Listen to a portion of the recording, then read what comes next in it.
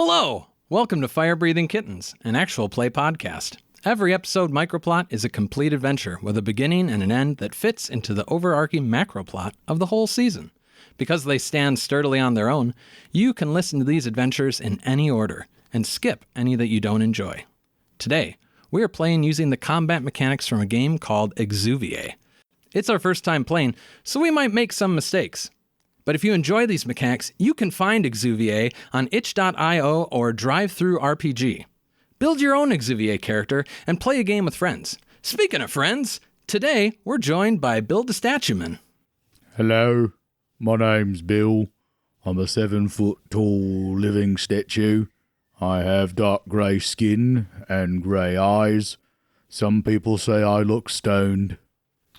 I am leveraged by Obsidiana Caldera. She convinced a group of people that Bill had previously killed her. That is not the truth, but she framed it very, very well.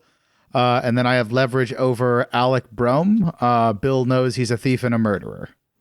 Also joining us today is Nugh the Not-So-Silent. I'm Nugh the Silent. I'm a 6.5-foot tall, grayish, green-skinned flesh golem. I have many scars. My body was patched together by different donors. I am leveraged by those donors, and of whom I know Alicia Garrick was the fiancé of the man who used to have my face.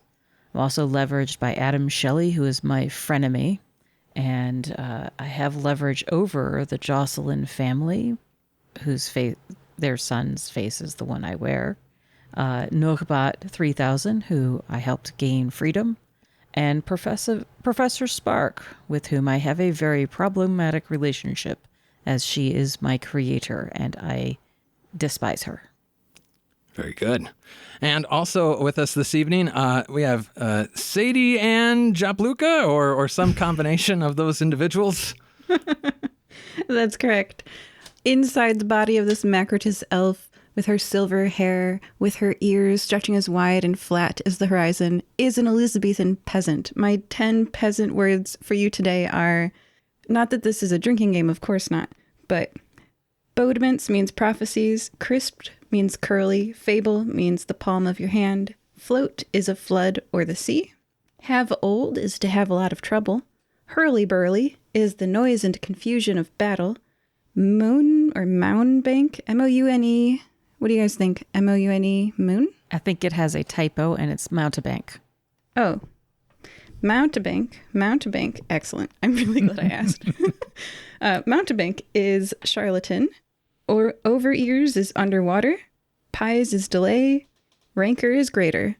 And I am leveraged by Matteo and Gianna Duca, Gervasio Flamini, and Leaky Nicastro. I feel a bit guilty that I have their daughter's/friend's body. And I have leverage over anyone Hudson Steinhauser has leverage over. I think it would be cool to learn something about this venture capitalist that Sadie is engaged to. Should she be worried that she's going to marry this man, or should she feel reassured? Let's find out. And maybe not in this adventure, but maybe a future one. Well, as we said earlier, we are playing Exuviae this evening, which is a card-based game. And so one of the first things that we do as we set up this game is we've got the deck cards, and I'm going to flip the first card from the pack, from the stock, and that's going to start building our conspiracy, which the game Exuviae all kind of centers around. I happen to have flipped the 2 of clubs, and so that's going to open us up as we are starting the game, and everything will build from there. We'll kind of give you a little bit of the under the hood as we're playing, so that way you can follow along at home, audience. But let's set the stage. Players, you as characters, you find yourselves kind of coming to your awareness deep in the woods. Earlier, you had been hanging out in the Fire Breathing Kittens Guild Hall, and you got word through Nulaseg that there was a message for Bill from Edward Hardingwood, reaching out, telling him to come straight away. Edward relayed through this message that he wouldn't be able to teleport your group directly into Hardingwood because of the arcane wards that are set up there, but that he would teleport you as close as he could in the woods on the approach, that he would meet you and give you more details. And so as as the arcane magics clear and you take in your surroundings, you see the mighty towering trees of the woods surrounding Hardingwood. And standing before you is an elderly human fellow who immediately approaches Bill and says, Bill, it is good to see you. Well, welcome back. Come. I have much to share with you on the walk to Hardingwood. Who are your friends here? Hi, Dad. This is my friend Nugh, and this is my friend Sadie. Pleased to meet you, sir. I'll shake your fable. If that's my hand, you're welcome to it. And he reaches out and shakes your hand. Come. And he gets you onto a cart that he has there for the purpose and starts heading towards the village. And he says, there, I wish that your return, Bill, was under better auspices. As you might have heard, we are in the midst of the Fall Ball Festival. Quite the to-do here in Hardingwood. The 400th anniversary of the Beekeepers Guild. Very exciting. All was very well and festive until last evening there was a murder on the outskirts of the village. We're working to try and keep things a bit under wraps in order to not detract too much from the festivities. We have all reason to believe that this is an isolated incident, but I immediately thought of you and knew that Hardingwood needed more protection in this time, and I'm so grateful, son, that you and your friends here were able to rally to our aid. Who was murdered? There were four. It's a little unclear. It's best that I show you. And as you are approaching, you all hear the sound of what is at first like a faint droning in the distance that eventually builds and swells, and soon you can make out the sounds of bagpipes and other musical instruments that are kind of braying into the evening. But you approach, and as you see the lit up village of Hardingwood, ringed by braziers with great fires that are kind of lighting the surrounding clearing, which has been filled with tents, folks who are gathered for this big festival celebration. Edward turns the carriage and leads you to kind of an edge of a clearing near between where the tree line and the apiary with its large mounded beehives sits. And there he shows you a scene of carnage. There is blood on the ground. There is viscera. There are, you can make out two heads that have been left. There's a full body with its head, but a big hole in its torso. And he says, "See for yourselves."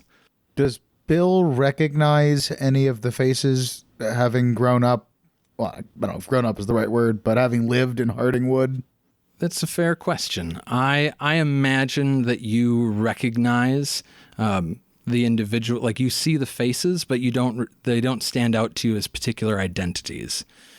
You're like, oh, I know I've passed that person in the marketplace. I know that that's someone from our community, but you don't know the name tied to it. Okay. I'm going to get out of the cart and go start looking around and see if I can count body parts. Yeah. Let's make a draw for that. That can be our first draw of the game as you're searching for that. So I'm going to grab from this first Exuviae stock, to not confuse the term, the first Exuviae, which I've labeled as murder scene. And so we flip this card and we find a 5 of spades. And so a 5. And then I believe that this is a pretty simple thing for you to do initial investigation of the scene.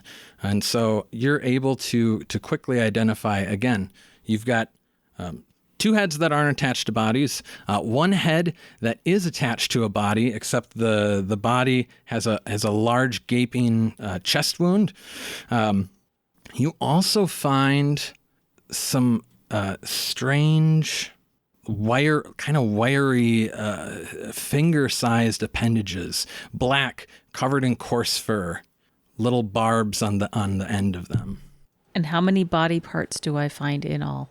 I guess if you count like the full body as a single part, I'm gonna say you roughly find nine body parts. Let me be a little more specific here. I need to know what types of parts I'm looking at. I'm trying to figure out, obviously, there are 3 cadaver heads, shall we call them. I want to figure out, does that mean there's 6 arms or more than that, and maybe we're missing a head, for example? Oh, yes. So there is some general viscera that I didn't really talk about, but functionally you've got 2 heads with no bodies. You've got 1 full body, except it's got a hole in it. And then you've got 6 of these little, like, wiry kind of finger things that you can't quite make out what they are. So aside from these finger things, there are only 3 humanoid parts. 2 heads, 1 body. Yes. Oh. Okay. Wait, so we have an That's- extra head? We have 2 extra heads, I suppose. Okay. Depends on what you But no- consider extra. Yeah, wasn't extra at the time. If we put everybody together and we built the bodies all with the parts that were there, we would have 1 extra head and no body to attach it to. Am I understanding that right? No, we would have 2 extra heads. There is 1 full body, 2 heads. Okay. And 6 insect-like parts, but they're way too big for most insects. Okay. Now They're I'm like following the you. size of human arms, I think, right? Size of like human fingers. You know, Human like they're, fingers. Okay. You know. Still bigger than most insects, Oh yeah. but they look right. insectoid. Gross. Fun fact, the word exuvia means the casings left behind when insects molt. I wondered what that meant. It's in the book. Sadie gets out of the carriage, and because she's been through a lot, so she's like, oh my, they have had old here. But she doesn't look like she's going to puke or anything, or scream or faint. Sadie would, but Anne isn't going to. Edward comes over and says, "Poor Richard and Sarah Jenkins. So much life left in front of them. And Elizabeth Wellings over there. The woman with the hole in the chest." He just seems kind of gripped by the senseless violence of the scene. What was the second? Elizabeth Wellings. Richard and Sarah Jenkins and Elizabeth Wellings. Also, this is a work of fiction. If that's your name, we're sorry. Yes, yeah. If I happen to random into someone's actual name, most apologies. What's that disclaimer they put at the end of all movies that all likenesses to people living and dead is purely by coincidence? Yeah. So you do recognize them, Bill? Yeah, but not. I don't. I've seen them around town. We were not close. Edward, was there anyone perhaps at the apiary or in the woods near here that overheard the hurly-burly? Oh, there's always keepers tending to the bees in the apiary. No one's come forward saying that they particularly saw any information. But I mean, that is also kind of the way of the keepers. And he looks at Bill and kind of chuckles. One of the Edward goes, you wouldn't, gesturing to Nugh and to Anne, you wouldn't know, of course, not being from Hardingwood, but it is common among the keepers to take a vow of silence when they don the robe and mask. Permanently? For most, yes. There are exceptions. The speaker and the keeper, of course, they speak on behalf of the Keepers Guild, the Beekeepers Guild. But many of those who are workers after lives lived in Hardingwood take this up as an act of service to community after having been sustained here for all their lives.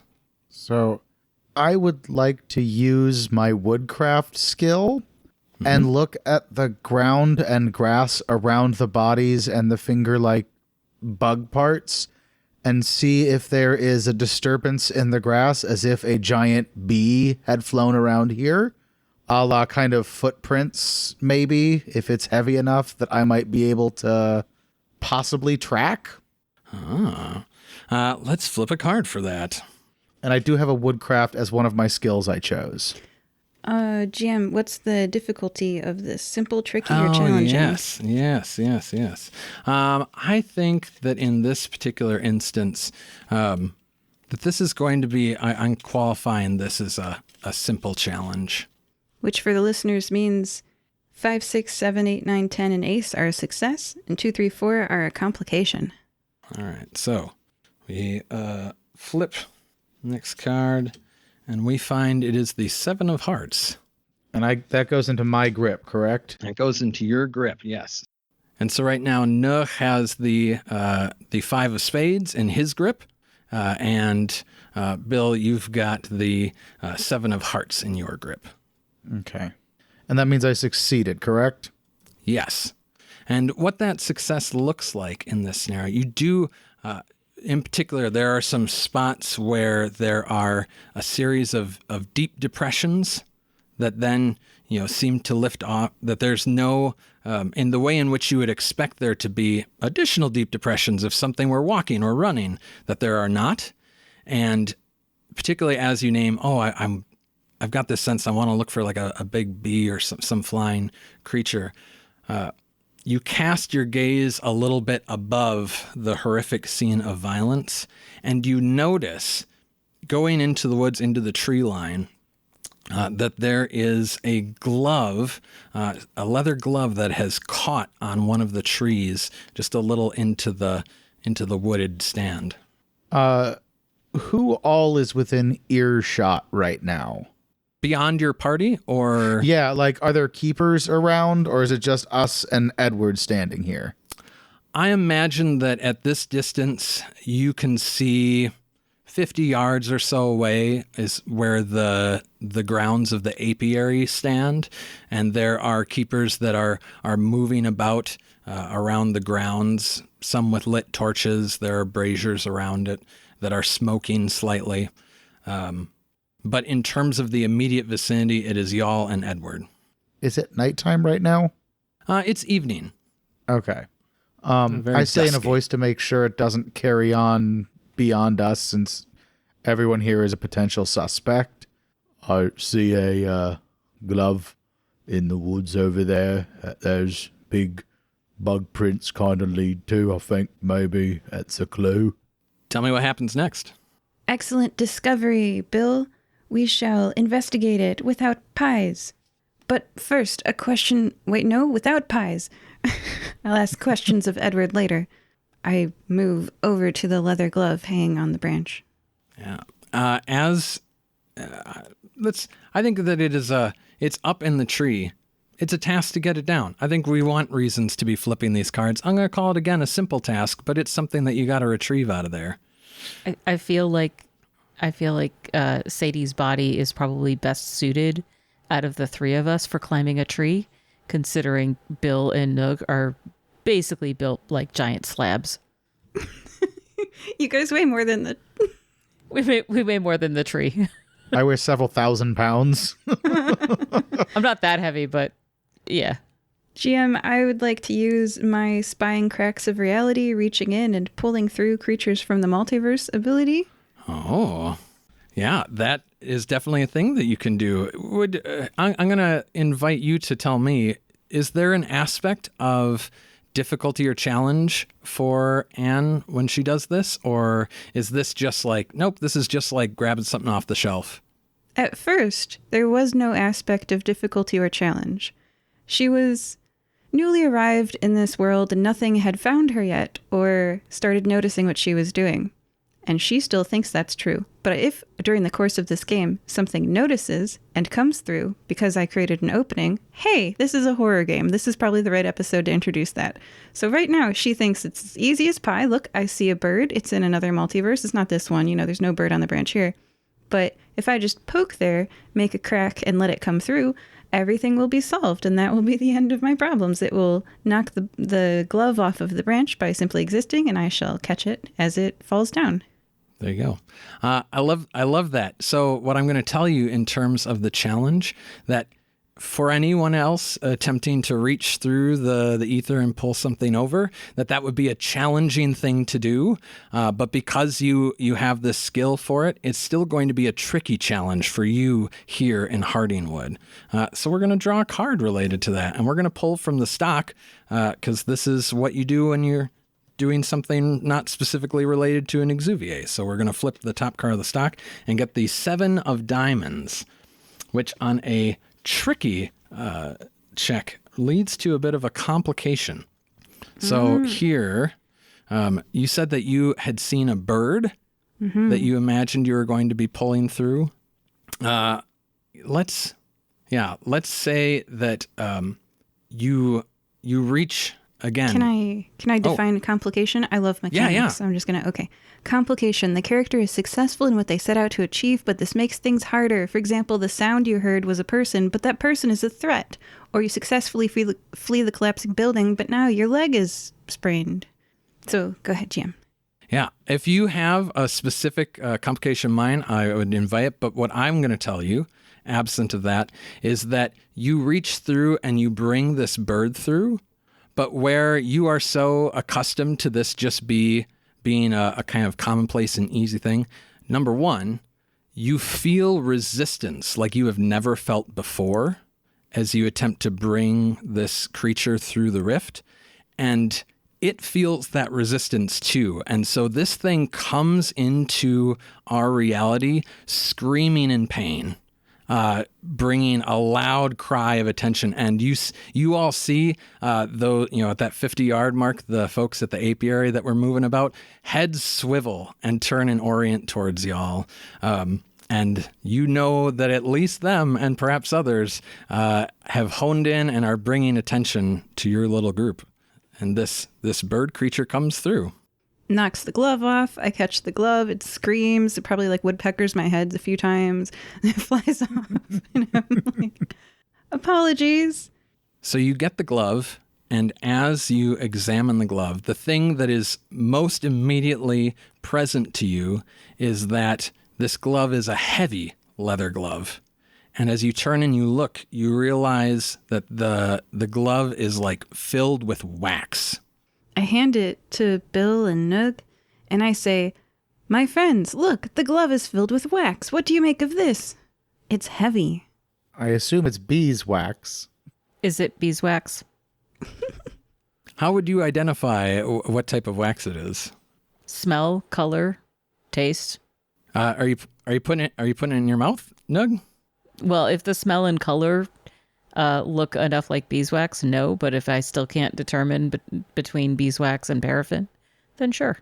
I think you have every reason to believe that it's beeswax, as closer examination. And in fact, closer examination would reveal for y'all that it's not just someone filled this with wax, but that there was almost a pocket within the wax. So there's almost something as though the glove were lined with wax, perhaps. like there was a hand in it. It was lined with wax. Yeah, certainly could have been like a small hand, and then inside of filled with wax and the glove. Space for a hand to fit in there, a smaller hand. I want to see what the shape of it is. Does anyone have any idea? Because my first thought is clay, but that would squish the wax, so we need something we can put in there that will harden, Ice. So smart. Let's do that. Let's fill it with water, freeze it, and then pull the wax away. We've got someone that can magic us up something out of an alternate reality to give us ice, right? I can. Maybe, actually, wait. Yeah. Not only we have a wizard, Edward Hardingwood, that might have some sort of magic he can use too. Yeah, perhaps as you say that, you turn towards, or gesture towards Edward, and you realize Edward is just staring Anne down after she has pulled this creature kind of out of nowhere. Tell me, what exactly did you do there? There are cracks, and I poke them, and they break a little bit more, and I pull things through. There are cracks and you break them more. Fool girl. There are wards in this place that are meant to prevent such magics. And you see he's getting red, flushed around the face. I would recommend that perhaps you don't go around breaking things if you do not know the repercussions of that. Fair point, good sir. So far, the Bodemans have been all positive, so I can assure you that it has only worked out for me as of yet. I would remind you that one time you pulled a demon through, but we were able to talk our way out of it. And I learned from that experience that you should be careful about what you pull through into this reality. I appreciate that greatly. Everyone around me has had no input upon this, so apart from relying upon the advice of mountebanks, I have been sole in my pursuit of discovery of this venture. So I do appreciate thou's advice. Kind of looks a little bit mollified, and if you tell him your plan about the glove, he's like, we can take care of this. If you do you have water with you, or should we head to my tower? We can get supplies in town. Bill doesn't drink water, so he wouldn't have brought any. But we are in the outdoors. I mean, there's probably a stream or something, yeah? I carry a water flask. I am but a simple elf, you see. I must drink water to survive. I take out my water flask that all adventurers of course have, and just if you're outside, you should have a water bottle. That will do. That will do. And he takes it from you, pours it into the glove, does some arcane magics, ice crystals forming around the outside of the leather and the glove itself, and then hands it back to y'all. Here. I look over at Bill and say, it is good that she hydrates so well. Yes. Keep your hydro homies close. You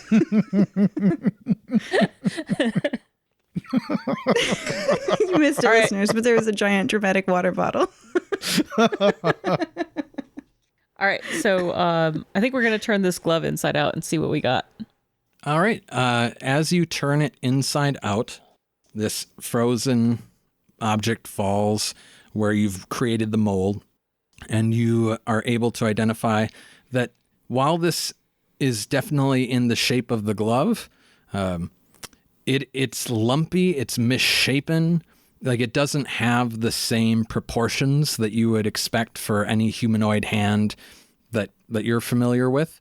There's certainly space for each of the finger holes, the thumb hole, space for the palm, but it's more just lumpy pockets that are connected. Edward looks at what you're holding and says, strange. Edward, I do have a question for you as we puzzle over this lumpy, misshapen casting from the wax. Were Richard, Sarah, and Elizabeth keepers? No, there's only one keeper, one speaker. They may have been just out here, enjoying a bit of reprieve from some of the piping or the music. Perhaps their picnic or some, enjoying the sunset. But they were not part of the Beekeepers Guild, I do not believe. If they were, we would find their robes, their gloves, their masks. Do these gloves, the one that we found, match the gloves of the other guild members? Yes. Yeah, especially for you, Bill. You'd be like, oh yeah, that looks like standard issue, guild beekeeper glove. So here's a question I don't know if Bill would know the answer to by looking at it. But this misshapen lump would this look like as if bees had filled in a suit that was covered in wax and were moving it that way? Does that make sense? Like filled with bees? Certainly within the scope of that idea, you can imagine that being the case. There's nothing about the form or shape that makes you go, nah, that wouldn't work. It's more just like, possible. Bill, do you share that conjecture with us? Yes. I think, posit out loud that maybe I don't know if I'm being paranoid, but what if this was a suit that was filled with bees? The bees were wearing a Richard suit. Maybe. My, that is quite the suspicion we have. Well, apart from thinking about the suspect, let us think of the victims. Why were the three of them here? Perhaps it was a tryst, a meeting, a family, What could draw these three people to this location for their slaughter? Edward, does Elizabeth Wellings get along well with Richard and Sarah? Did. I've never heard of any bad blood between the trio. Any especially good blood? Were they friends? I feel like I've seen them in the market square before. They friendly with one another? Sure, yes, I believe that to be true. Are there bee stings on the parts of the bodies that we can see that aren't obliterated? So let's call that a closer inspection, and let's flip another card on that one. Okay. So flipping another card for Bill, as he does a closer inspection of the bodies, reveals an 8 of clubs. What would the difficulty of that be? Yeah. A good practice for me to get in the habit of naming that out loud for y'all, which I'll try and do better in the future. But for, this is a closer inspection, trying to get more detail than what y'all had previously. I was imagining it being a little tricky. It's taking your full attention focused on it. And so an 8 of clubs within a tricky challenge is still a success. And so what I'm going to tell you is that in particular, you notice that the two heads, bodiless heads that you've got, Richard and Sarah, the heads of Richard and Sarah, that you particular, Bill, coming from a martial background as you do, you note that it is though the heads were struck with 2 blades. The difference between, someone going before the guillotine or the headsman's axe with a single swipe versus 2 blades, operating independently of one another to create the cut. So that is a thing that you notice of them.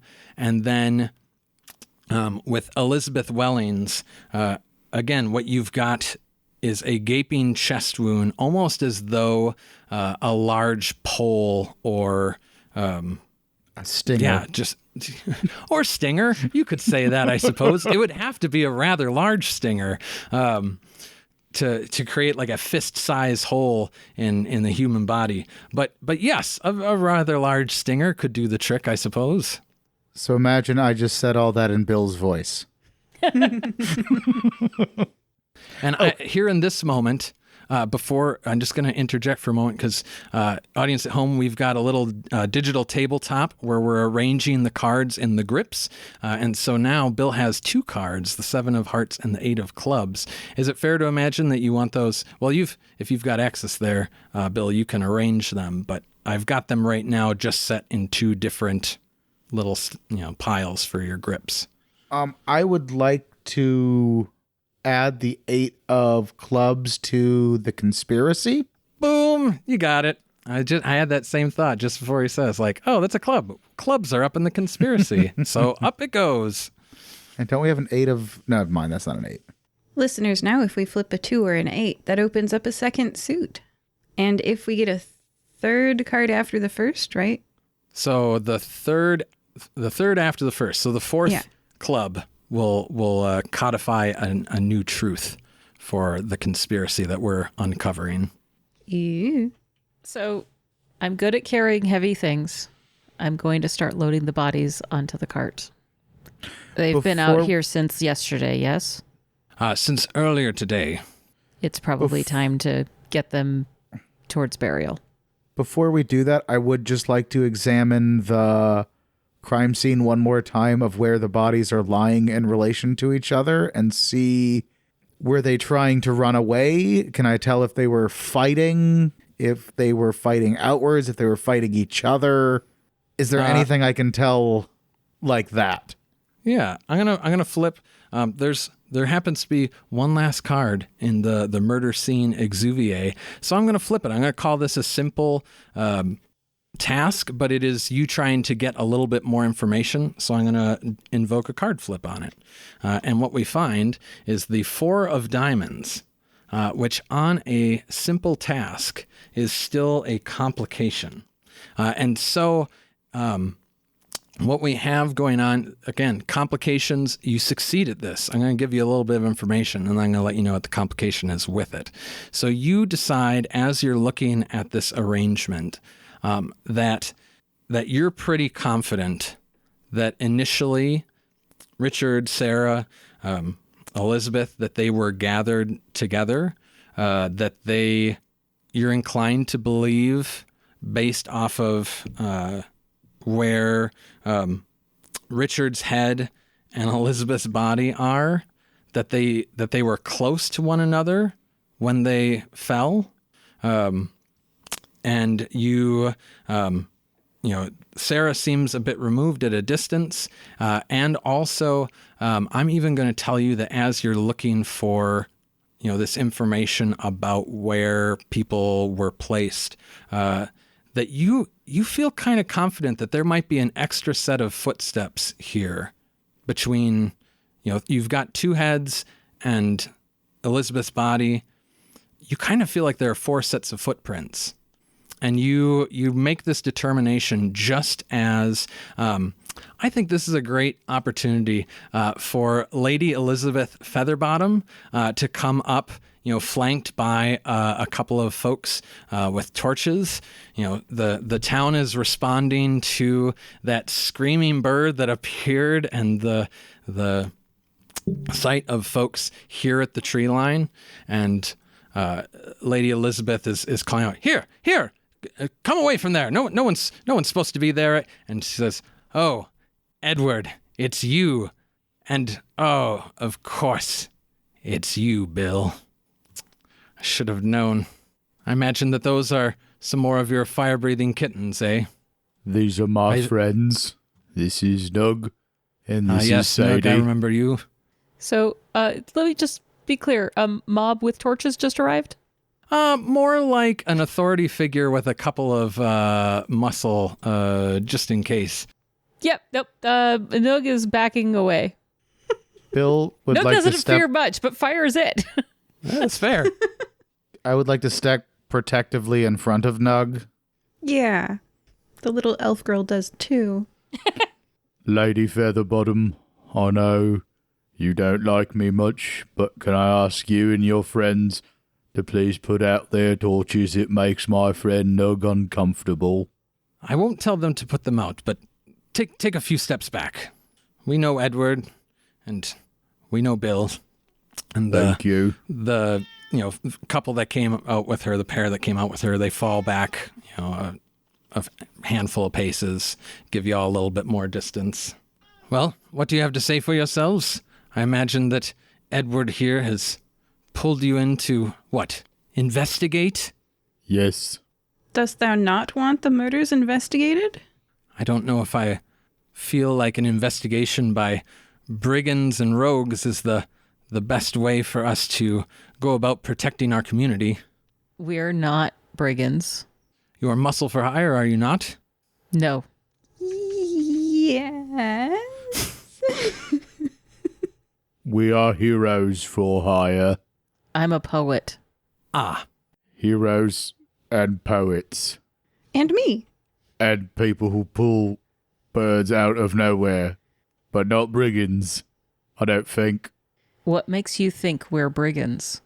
Well, there was a misunderstanding in the past where I was tricked into being a brigand for a bit, and it seems to have stuck with my name, and I'm trying to live it down, and she tried to hire me to do it, and I told her no, and she's probably put out by that. and you, I believe as well. She tried to hire you to be a brigand? She called it a privateer, and I told her no. I look at Lady Elizabeth with a real expression of something. You label yourself a poet, Nugh, but I seem to recall you interfering with the guards at the last engagement that we were at, as they sought to defend their lord when he called them to his aid? I kind of look at her for a moment. Yes, I did that. What's your point? My point is, what are you doing here? And will you be about it quickly? We have a festival going on, and we don't need the likes of you mucking it up. I look around at the viscera. Lady Elizabeth Featherbottom, you're going through with the festival. It's going ahead, even though Richard, Sarah, and Elizabeth are very much attending. We have no reason to believe that this wasn't an isolated incident. This is a festival 400 years in the making. What happened 400 years ago? The Guild of the Beekeepers was founded here, and they are a prominent thread for the success of Hardingwood. This festival is not merely a harvest celebration, but it marks the well-being of our town for generations. I'm going to walk over to Lady Featherbottom, and I'm going to look her up and down very carefully. I am looking for signs of beeswax, wings, pollen, Royal jelly. barbed legs or arms, the usual. The usual. Is this a purely visual inspection? Well, I'm not taking off her clothes or anything, so I hope so. Well, I don't know. You tell me what your character's doing. I guess if I smell beeswax or something, then that's something. But I'm not patting her down or anything. I'm just and I'm trying to do this in a way that is just looking, go up and look her up and down. But I tower over her. It's got to be a little bit intimidating to have a looming cadaver man standing over you. I think that's fair. Careful, she might tell you to buzz off. Yeah, let's call this. So you have an eye to her just as she approaches, and so there's nothing that immediately stands out. So what I hear you saying is you want to look to see if there's something that she's been obscuring, something that's not immediately readily apparent. Yeah, and also I go closer to make the observation, which, puts me closer to the torches. So I'm not real happy about that, but that is light, so there is that. Yeah, I believe I'll call this a tricky difficulty. And we flip an 8 on this. Hey. 8 of hearts.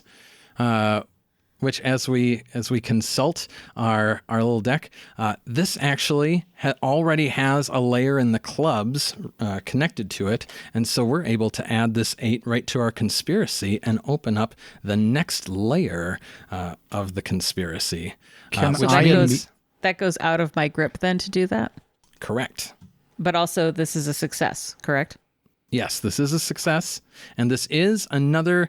The players here, as part of the Exuviae mechanic, get to codify something true about the conspiracy that they either, again, within this storytelling framework, something that they believe they've uncovered, or also I think that we could lean in to say if there's something that you feel would drive this narrative, we can establish it and say that that's a true thing and that we're going to lean into moving forward. Also, as part of this, while I let the players kind of think about what that codified truth might be, I'm now taking the Jack, King, and Queen of Hearts and adding them to the stock, which is our general draw stack, as a representation of the cult's growing awareness of the actions of the player characters. So there's 3 additional interruption cards that are now hanging out in the stock. Question. Did I see anything, or is my observation going to establish that truth? So what I'll tell you this, players, is that unless we want to codify it otherwise, what I was going to tell you as a result of that success is that you do not notice anything particular be like about Lady Featherbottom. Perhaps bee pollen. Just this, there's a huge apiary not far away. This whole town is kind of driven on honey and honey-related commerce. But nothing nothing that I think kind of falls in line with what it sounded like you were asking about. Unless y'all want to say like, hey, we're codifying a truth here, GM. Let's establish something, and then we'll follow that thread and see where it goes. Can I offer a truth to the other players here that we might codify? Let's all offer a truth, and then we'll pick our favorite. Yeah, okay. All right. My offering is that Lady Featherbottom is wearing a dress that has honeycomb pattern on it, and she wears a necklace that identifies her as like her family has close ties to the beekeepers, like for generations. Her when they retire, they all become beekeepers. Putting her in their pocket. My suggestion was that perhaps Elizabeth Wellings was known to be at odds with the beekeepers. What if Lady Elizabeth Featherbottom has a little bit of blood on her shoe? You guys want her to be the villain?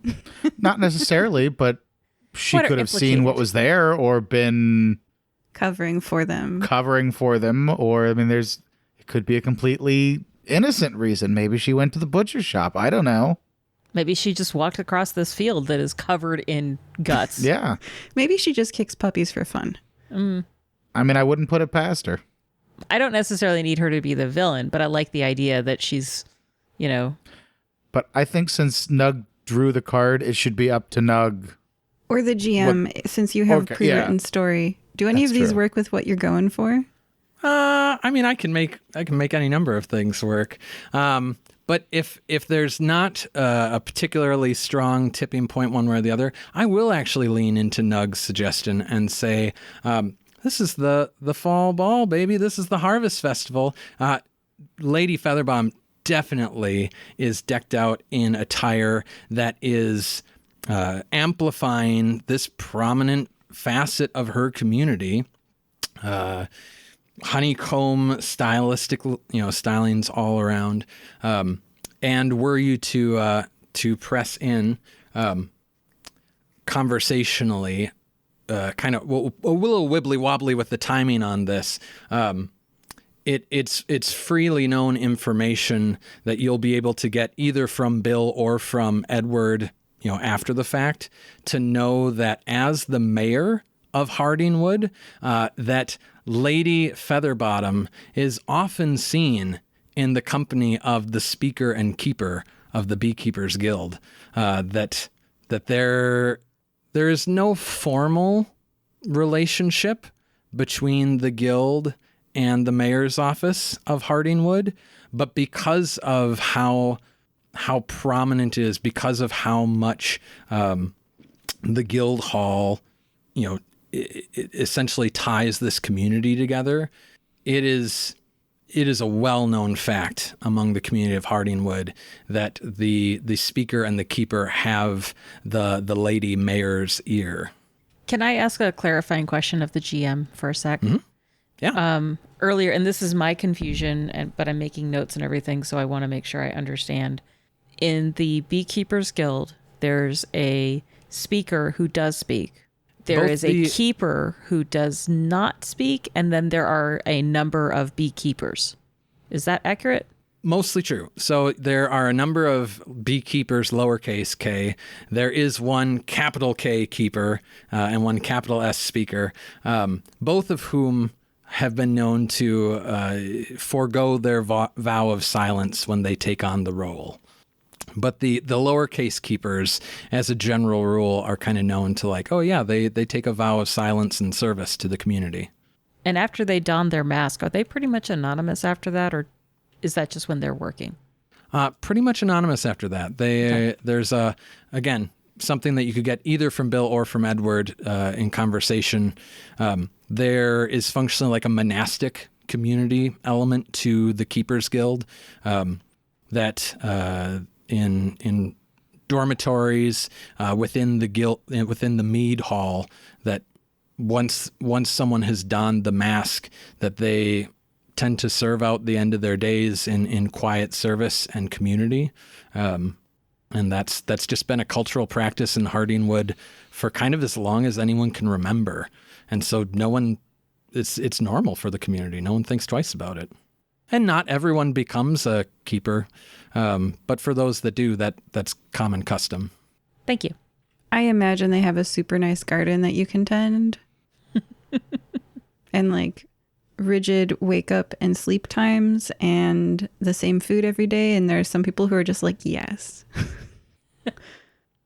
So yes, we you get closer, Nugh. You notice these elements to Lady Featherbottom's attire, and what do you do with that information?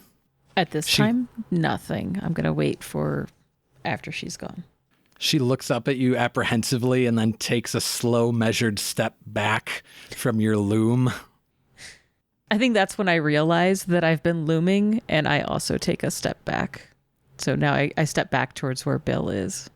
Lady Featherbottom says, well, have you found any meaningful information in your investigation? And does air quotes actually visually does that? Well, the investigation is not complete. We must first talk to everyone who could have seen anything unusual, even if they didn't think it was unusual at the time. Let's canvass the area and speak to those who were here. And also to the people who knew Richard, Sarah, and Elizabeth. No investigation would be complete without speaking to them. Is that our next step, players? Either that or create a timeline of where they were right before this and why they came here in the first place. Okay, so we've got stuff to do. We've got to talk to everyone who is around here and could have seen anything, like people between here and the main festival that could have seen them walking past and given us the time when they walked past. Yeah? The keepers don't talk, but will they write, or is it a vow of no communication whatsoever?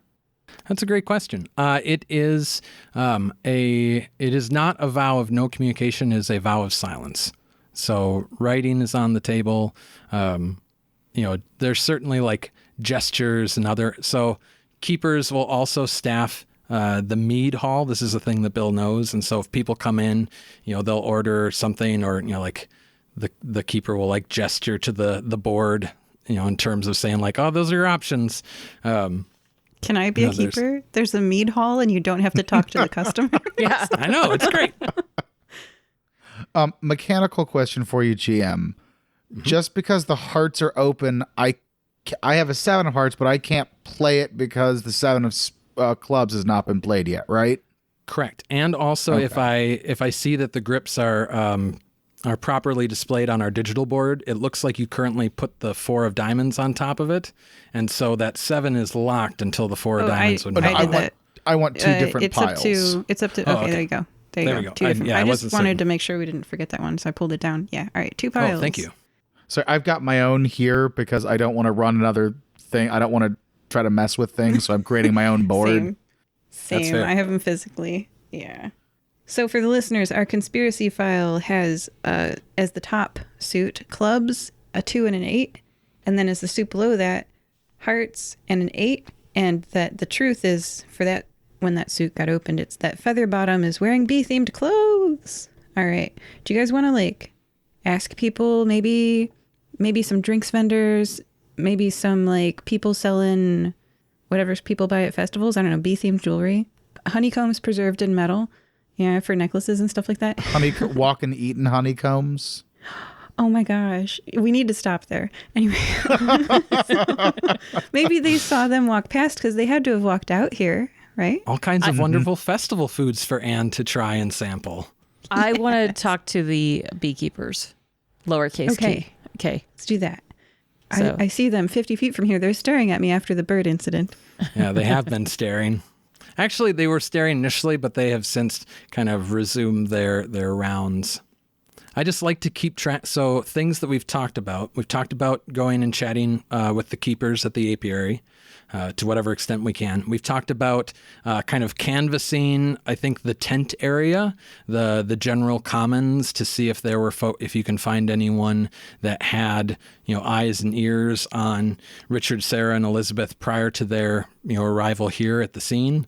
Were there other elements that we're kind of looking into prominently? Their family and friends, to see if they had beef with each other or with someone else. Sure. I think since the keepers are around here, it would make the most sense to start here because talking to them might help us build the timeline of, oh yeah, we saw them wander in at whatever time, but I also don't trust the beekeepers, so. Yeah, I will then walk further and talk to the shopkeepers and see if they say the same time. Cool. And I would love to kind of do this by montage a little bit. So rather than, each of these individual character interactions, that we draw a card, allow the deck to kind of inform a little bit how well these individual aspects of your investigation go, and kind of paint that picture, just collaboratively, if y'all are amenable. I will also name, we started the game with 3 Exuviae piles, one of which I dedicated to the murder scene and exhausted it in the course of y'all's investigation. We have 2 other piles that we can, as players, define what they are kind of pointing towards. Right now, I've got a tentative placeholder for one of those piles to be the wax hand, kind of anything related to that. And maybe we just expand that to say like, oh, that wax hand, came out of a keeper's glove. So maybe that's any investigation related to the Keepers Guild. And then there's a third pile that we can say like, oh, we think that this might be an Exuviae, something related to what's been left behind that we are on the trail of. So if anyone has an idea that they'd like to propose for that, we can do that. Now, real quick, I have a question that might be nonsense, it might not. In the real world, bees stop flying in the dark. And we know as dark is falling, is there anybody that is very clearly trying to move inside or get out of view before it gets dark? And if you didn't know that and didn't equate that into your program, I totally understand. Maybe in this world, bees don't stop flying in the dark. Yeah, who knows what happens in draws? But I will say that you don't notice anyone, kind of quickly moving away or like fleeing the setting sun. I did not know that. Yeah, there's videos of, you'll see a swarm of bees like in a tube with a light on, they turn the light off and all the bees land. In a glass-walled tube, invisible tube, while I also would land. That makes sense, bees. Good job. But like when total eclipse of the sun, bees will stop wherever they are and not move when it gets dark, and they never come out at night. I'm glad we have the sun. All right, so that makes sense. All of that makes sense.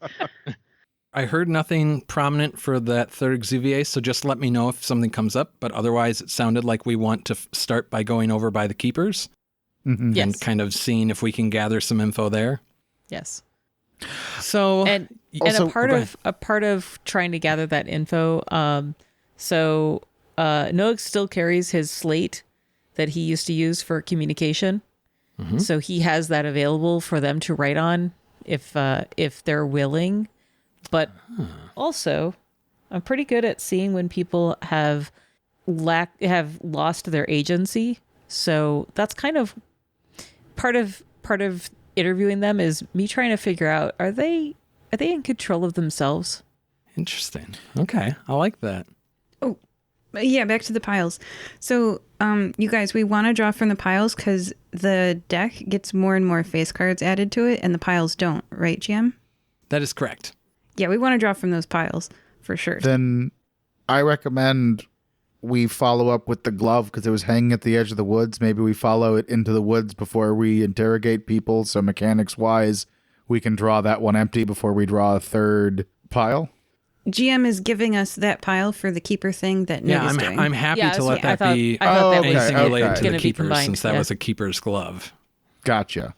But if we come up with a thing for the third, let me know and we'll do that. We do want 2 players. Yeah. Yeah. But in the meantime, what I will say is that, interrogating a group of individuals committed to a vow of silence, I think would typically be a challenging endeavor. And yet you've named good reasons for why your group is ready and prepared to make this a little bit easier for yourselves. So we're going to do a card draw.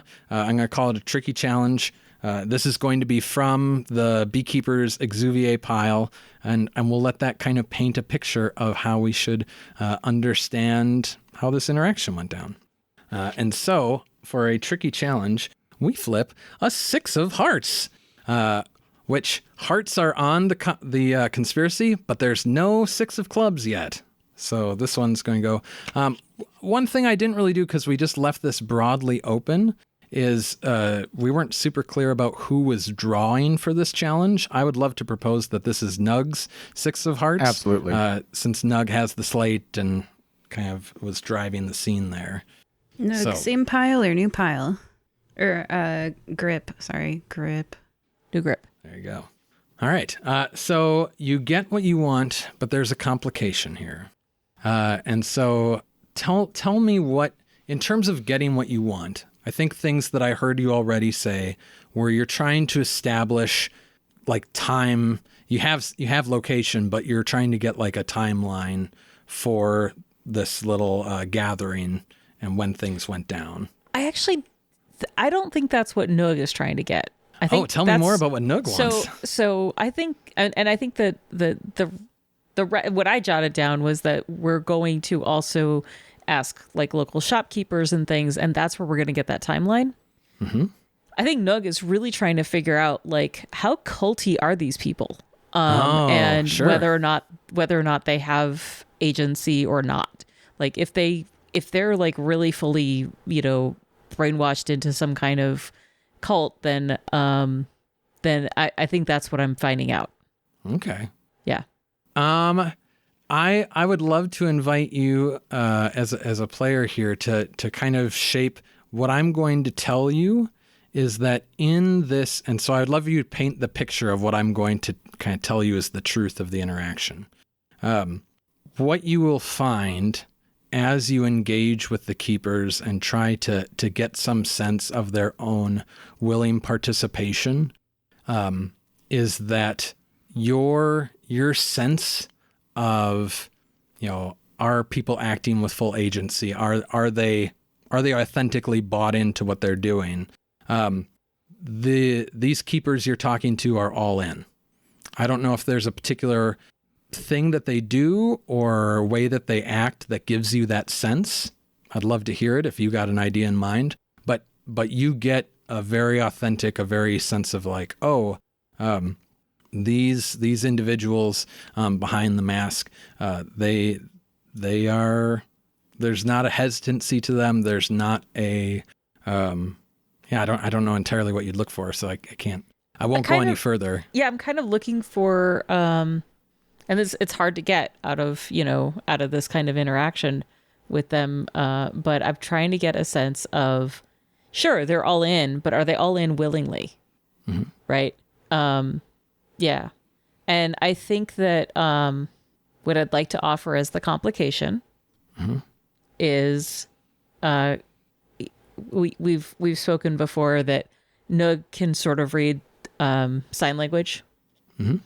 And although they're expressing their complete willingness and everything when they write on the slate, and he asks them questions about, the kinds of questions that Nugh asks beings that may have been coerced into their life. Like he's asked Bill these kinds of questions. He's asked himself. He's asked other constructs these kinds of questions, and he asks things like, could you walk away from this?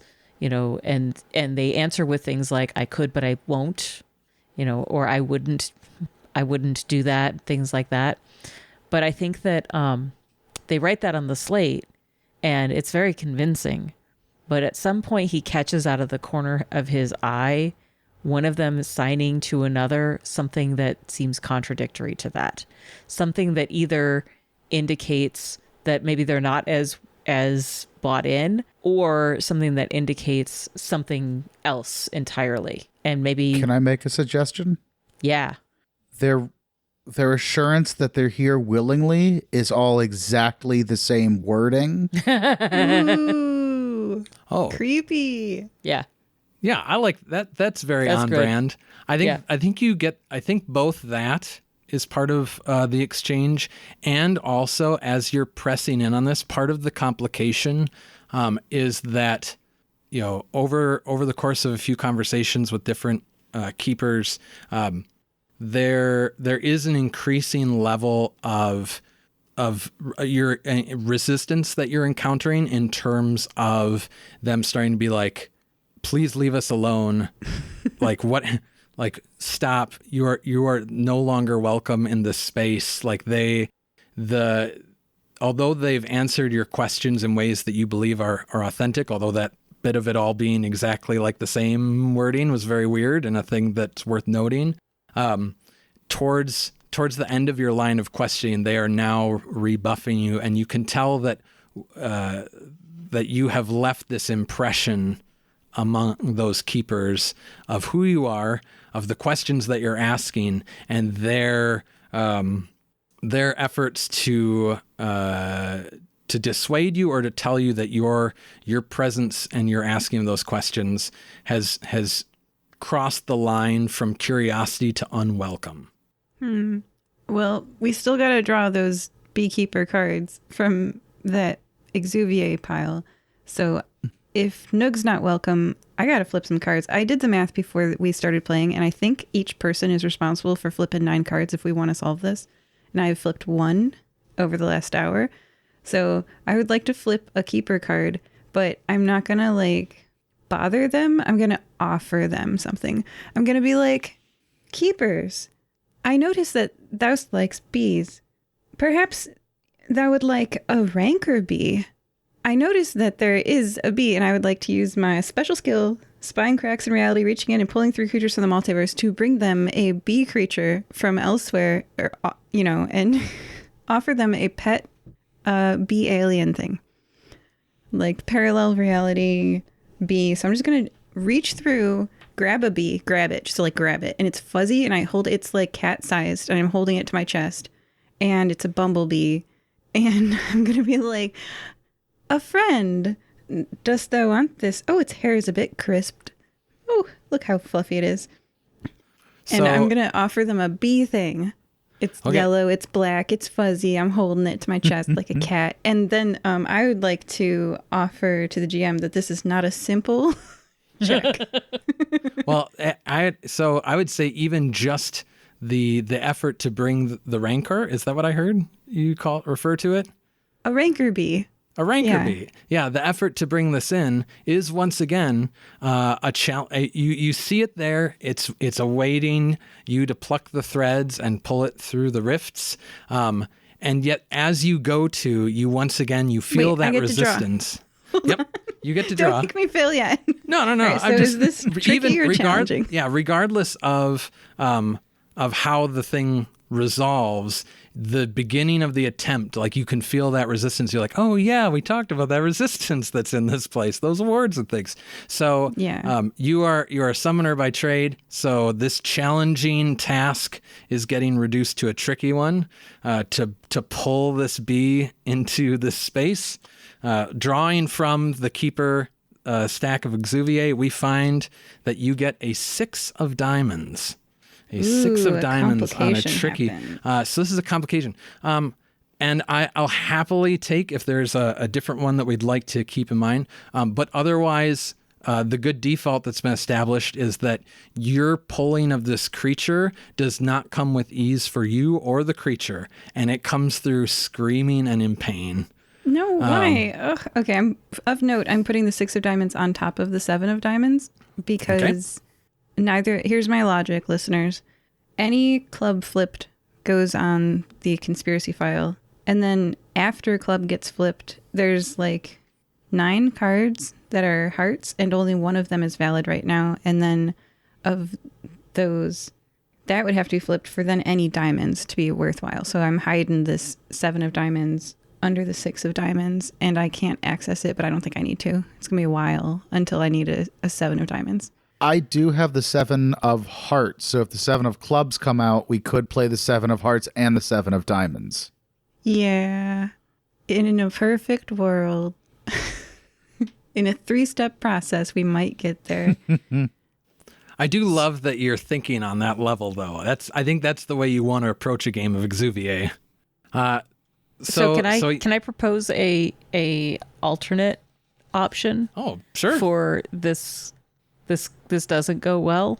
Sure. Yeah. Well, it succeeds, but it's complicated. She succeeds in pulling the bee out, but they react the way you would expect bees would react to a foreign bee. Is it not cuddly? And they react to it with violence. Aww. They reject it. Yeah, I'm gonna get stung. No, the other bees would kill the bee you just brought in. They would not be happy that there's a bee that's not what I'm theirs in saying. the hive. Yeah. Oh no. Okay. Well, I mean, if it's like I'm holding like a bunny, I'm gonna get stung by a lot of bees as I try to protect this bunny. Uh-huh. I ask the beekeepers for a little suit. So you know what? I'm just gonna blend the. Why can't it be really complicated? So this bee comes through in pain, making kind of squealing bee sounds because I heard that it's a rather large bee critter, and I know that your intention was like soft, cuddly friend, maybe. The keepers respond with great agitation, and they. Gosh, what are they? I mean, I think. Tell me, players, when you imagine this scene, you know, they're the keepers. So behind them are the large hive mounds. They're standing around the perimeter. They're flaming braziers, you know, pouring off a sweetly scented smoke. Yeah, you were probably close to like hand this off to them when you brought it through. Is that a fair visualization? I do want to see if they like it before I hand them. Like if I'm holding a fuzzy bunny and someone looks at it like they're going to drop it, I might not hand it to them, you know? Yeah. So what I will tell you then and give you an opportunity to respond is you bring this screaming creature through the dimensional rifts and the keepers respond with agitation and they move towards you in a what you would imagine an aggressive manner, kind of gloved hands outstretched, reaching towards you, towards the bee, reaching certainly. What do you do? What happens next? I turn my back on them and I say, I know you want the best bee you've ever seen, but you can't have it until you answer Bill's question. And I'm gonna like run away from them out of reach. So I would like to use this as an opportunity because I just had an idea. I'm going to step in front of Sadie and reach out and shake every one of their hands and give it just a little squeeze to see if it gives, such as wax with bees underneath it. Like not enough to break a human hand, but enough to like, you know, a forceful handshake. And the question is, how are you doing? All right. So painting the scene. Anne brings through a screaming bee creature. The keepers approach ominously with force. Anne retreats, putting her back to them, moving away quickly. Bill intercepts to whatever extent he's able and attempts to start grabbing hands. Is that kind of what we have unfolding? Shaking them. Shaking hands. Going for handshakes. If they're not going to shake your hand, Bill, I assume you're reaching out to grab it. Is that? Yeah. In a friendly looking manner. In a friendly-ish, you know, the way you friendly grab someone's hand when they're not trying to have their hand grabbed by you.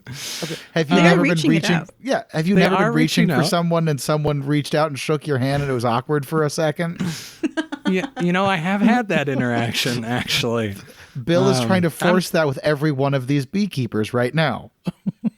Okay, well, you'll catch the first one by surprise, and then after that, it'll certainly be more challenging. But let's call this, I think this feels like a tricky challenge, because I'm giving you that sense of like you're catching them off guard. They were not expecting you to step in and start grabbing for gloved hands. And so I think that's what we'll call this. And we'll call this Bill's flip of the keeper deck. I would like to say one of my specialties is making friends. Yeah, that's This is an expressly friendly gesture. I am reaching out to shake their hand and ask them how they're doing. It is. You know, I won't get into the rules, Lori, and we could talk about, is the intention behind an action what makes it friendly, or is it the received outcome? Also, Bill, you're aiming for more simple things. I'm aiming for more challenging things, because that is how you make a story really go like end over end fun. So But don't try to bargain down, bargain up. How often this adventure am I going to get to use the skill making friends? Yeah.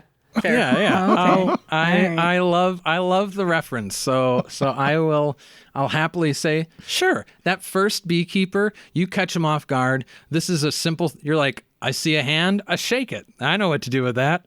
Yeah. So this is Bill's flip on the keeper Exuviae pile. A simple shake of the hand, as it were. And what we reveal is the 2 of hearts. Which So is you a succeeded. failure. Oh, I do? With a complication, a simple task with a 2, 3, 4 is a success with complication. I think if there's no objections, I squeezed too hard and either injured his hand or squished the wax if it's not a real hand. So I'm going to pause just for the moment to do the book unit. So that was the 2 of hearts. So you do have the niceness. This gets added to the conspiracy, because the 2 of clubs is already in play and the hearts are the second stack. So I'm going to put that not in Bill's grip, but up in the conspiracy. And I think I'm happy to work with that complication there. So you go in for, as you said, I just want to give it, a little bit of a firm squeeze, get a sense of what's going on under there. And instead what you get is kind of a sickening squish. And I'm going to say that in that squishing, you weren't planning to be that firm. You weren't expecting it to quite go that way. Maybe you were. But I'm going to say that your instinct is to release, because you were trying to be friendly. You weren't trying to hurt anyone. And so they pull their arm back, but you can see the misshapen glove that you have left as that keeper reels back from you, and their posture shifts. And Do you mind if I change that just a little bit? No, tell me what you'd like to. Well, I like the image in my mind of once it squishes, Bill squishes the rest of the way, and when he pulls out his hand, there's like a little wax nub, basically, and Bill is standing there holding the glove of wax. Yeah. If we want to go that route, thumbs up. Let's kick this into overdrive. It's a horror game, right? Let's lean into it. Yeah. There you go. You pull the hand off, or the glove off rather, and you see them pull their arm back with no glove. And what you would also notice, because I think you're looking for it at this point, is you hear a faint buzzing and see shapes quickly fleeing out the wrist of the glove, as the keepers kind of form up around the one whose hand you grabbed. From behind, others start to approach with torches in hand, as they kind of fall back in rank. And what happens next, players? I just like to know, my notes say keeper was bees. Keeper was bees. Keeper was bees. It's not often you get to say that. Yeah. I would just like to make the suggestion we run away, but also that the other Exuviae pile is the mead hall. Yeah. Was that the last of this Exuviae pile? There's Yes. one last one in the... There's one last one. One last one! We gotta do something. Quick, this card. do a thing! What? So there's I've the drawn- keepers are falling back. Others are approaching with torches. It's getting a little hairy. Is there something else that the players want to do, or are you escalating conflict? Are you fleeing the scene? Tell me what's next. I don't know if they haven't been aggressive towards us yet, and we don't know for sure that they killed these people. So I don't think Bill would want to fight them yet, because he's not sure. They could just be bee people. I mean, he's a walking statue. He's cool with however people want to live. I'm not 100% sure that they're the ones that killed them. So I'm And just they're throwing that members 2 of your cents in. community. Yeah, exactly. Unless they attack and actually get physically violent with us, I am not going to fight them. But they did like slowly grow the larva of a giant insect for 400 years that cuts people's heads off. We don't know We that. don't know that's them. We don't know that at all. No, technically don't. Okay. Well, This then, could- what do you want to do? That could be You a gotta flip card? completely different insect cult entirely. It could be. Okay, so we know that the keepers may be bees. How do we flip a card? What do we do? Try to talk our way out of it. Okay. What do bees like? And can we give it to them? Pollen, honey, dancing. Dancing. Dancing. I will give them an opportunity to dance away because I love dancing and I love music. And I have. Could we smoke them out? I'm sorry.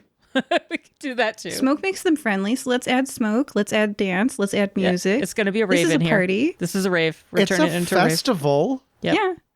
So, Let's get the festive glow sticks. Yeah, I've got like a backup band because of my little my nanite mechanical creatures that play like mechanical toys. So yeah, like we're gonna bust out some tunes and kick up the smoke and give them a reason to dance. So We're that's gonna what I'm dance communicate with these bees, GM. gonna try and resolve conflict through the power of dance. Is what I hear.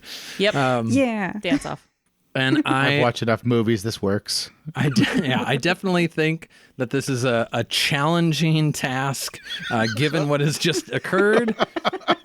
Because we've got an accomplished poet and bard in the group with their own nanite backup band, I will let Nugh draw the final card here at a tricky difficulty, if everyone feels like that's a good read of this situation. Yes. And so we're going to reveal on a tricky dance-off peacemaking attempt, we get the 5 of hearts, which is a success with a complication attached to it. So you're de-escalating the scene.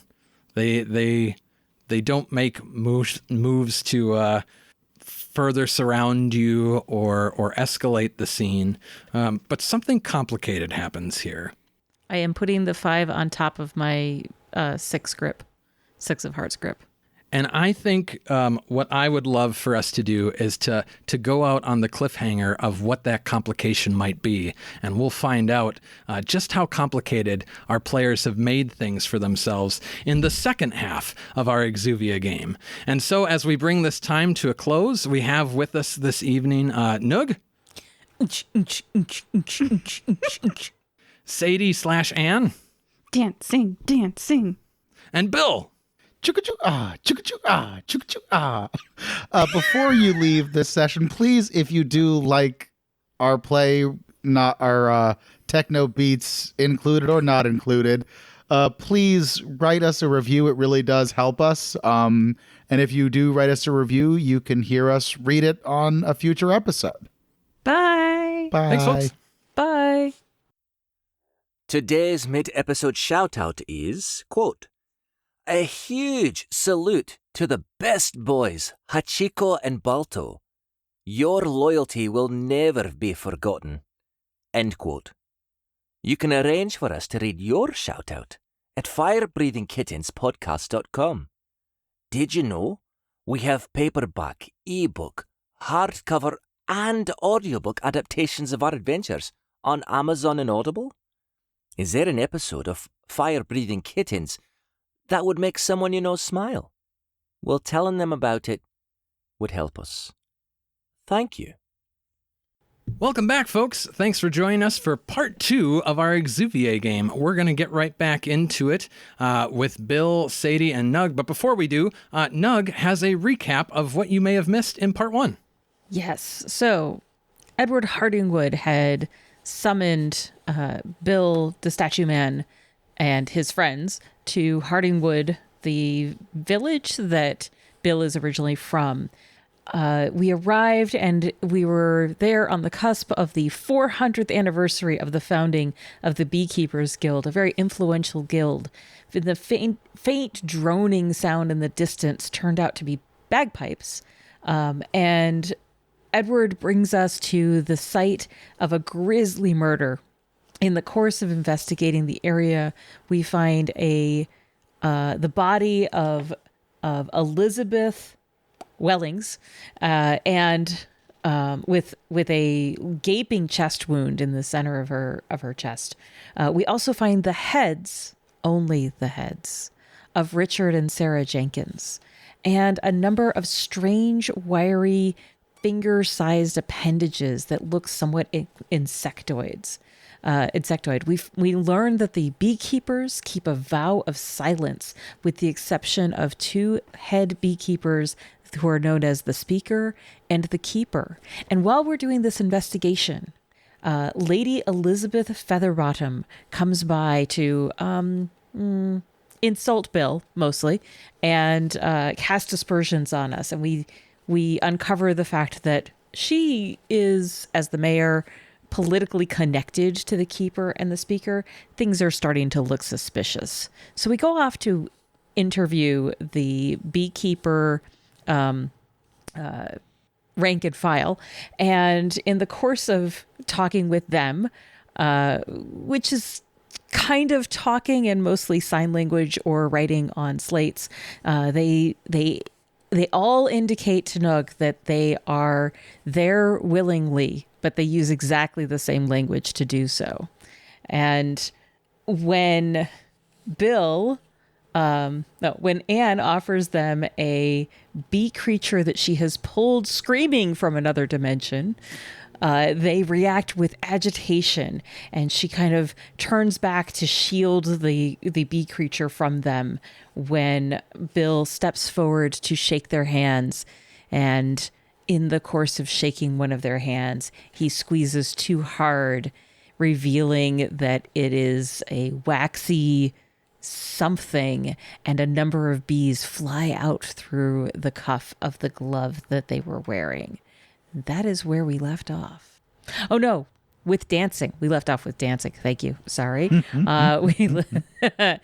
We left off as we try to mollify the beekeeper rank and file, the worker beekeepers, one might call them, with a sick dance tune and smoke-driven rave moment.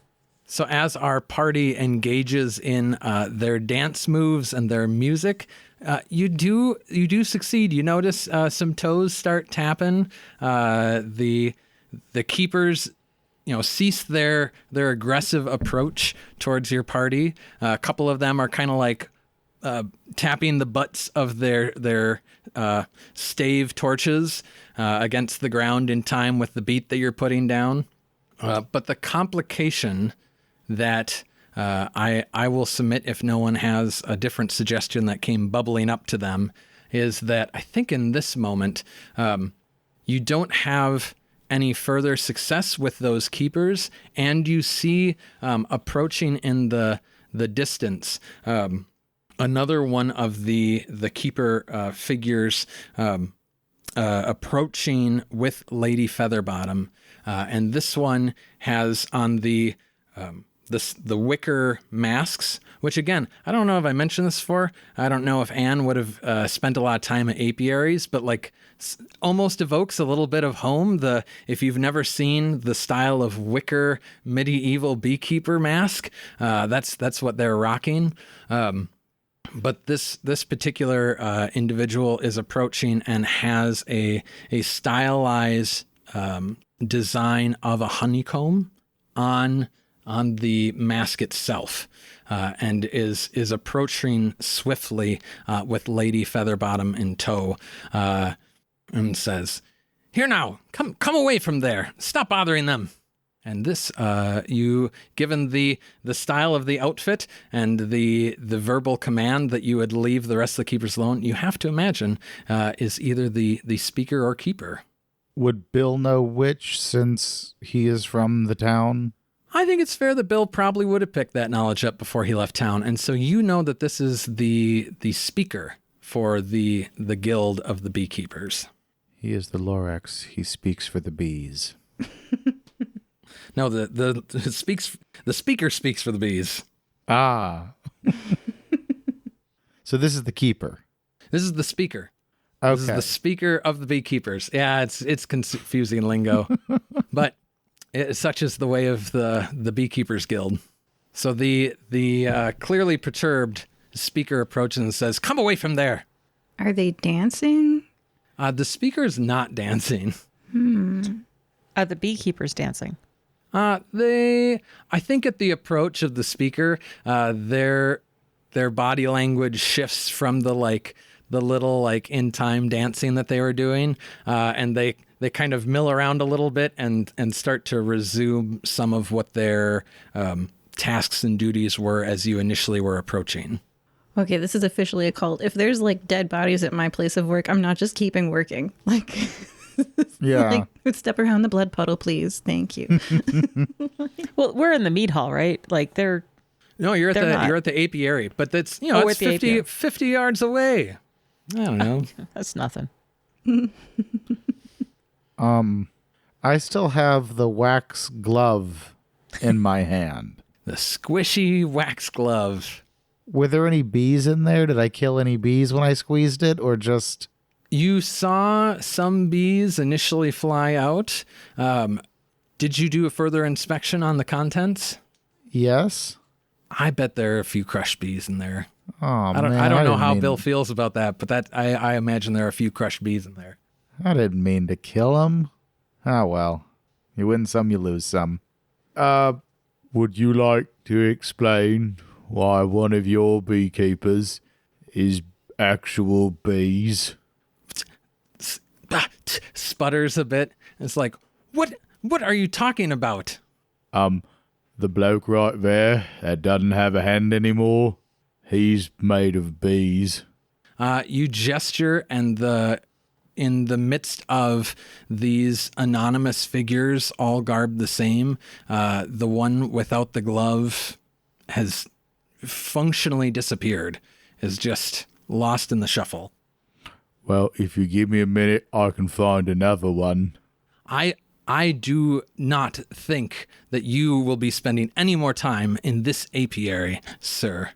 Well, I was hired to investigate a crime, and my father created me to protect this village, so I'm going to ask you this in the best way possible. How are you going to make me? Excuse me?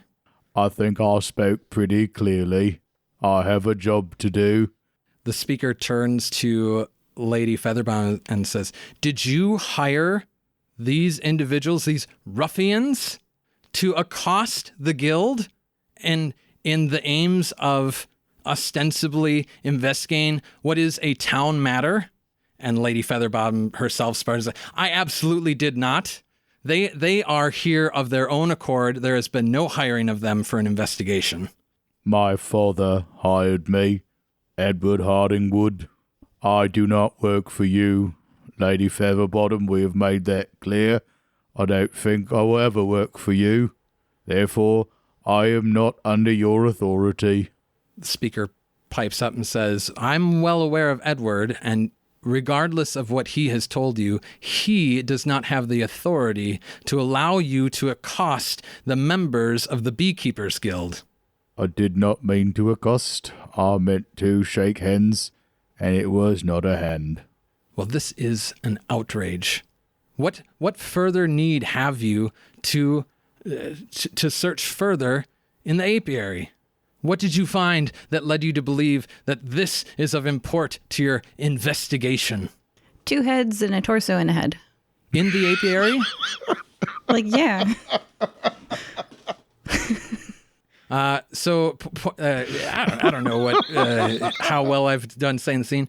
Certainly near the apiary, but not within the immediate, again, within the scope of, there are these large 6 foot, tall beehive, straw mounds, and the, procession of keepers and braziers surrounding them, not within those confines. So Okay. if you want to continue to lean into that as a bit of deception, you certainly can. I think I'm going to shake a head at this person. by the hair? Hold the head by the hair, shake it in their face, and be like, this. We never firmly established, but I did hear Nugh say that he was loading the bodies onto Edward's carriage earlier. Yeah. And Edward has since departed to return those remains to the families and to not just, Nugh was like, we shouldn't just leave these out here. And Edward was like, that's a great point. If you're done investigating, and then, took them away. Yeah, it makes sense. Yeah. You probably do still have that glove and that ice hand, though that's probably a little melty at this point. And you certainly have the glove that you just procured. But the bodies, there's viscera on the ground. You go point to the viscera. You didn't clean all that up. I want you to take both of them and just clap them together. Both gloves. Squish. Give Squish. yourself a hand. Are the bees landing on the viscera to collect it for their hive? Oh, what a technical bee question. It's free food. Animals love free food. There Not are if they're meat real bees in bees. Africa. There are meat bees Yeah. in Africa. Unless they're meat bees or yellow jackets. Do bees like blood? I think I'm going to lean into what we were talking about earlier, which is to say it's nighttime. You guys don't see any bees buzzing around other than those ones that snuck out of that glove. Bees be chilling in their hives. Because I was going to argue they're stealing our evidence. We need to inspect the hives. That's where I was going, Nugh's player. I see. No one has stolen evidence unless you consider Edward's removal of the bodies. I want to mosey close to one of the hives at this point. And I'm trying to hear if, I know this sounds weird, if there's actually bees inside.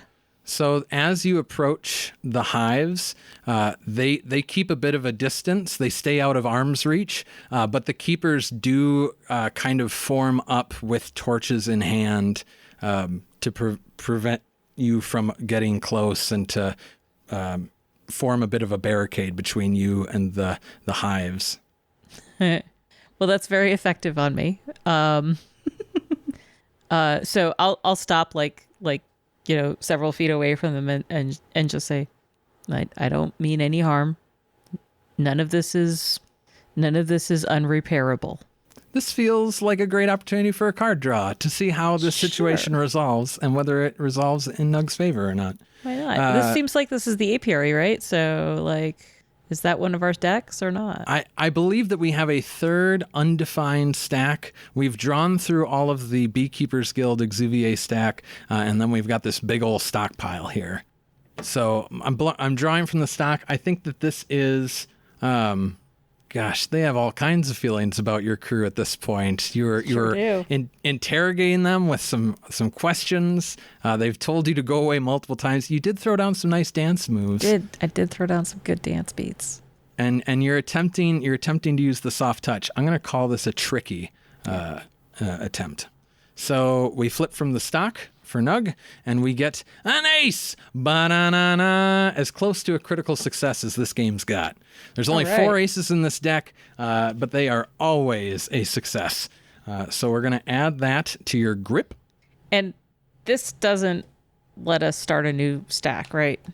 No, it does not. Yep, because we do not have the ace of clubs nor the ace, and you would need both ace of clubs and diamonds and hearts to get the ace of diamonds. Okay, and which Things ace was that- this? Ace of diamonds. Things that will start us a new stack are an 8 or a 2 of diamonds or spades.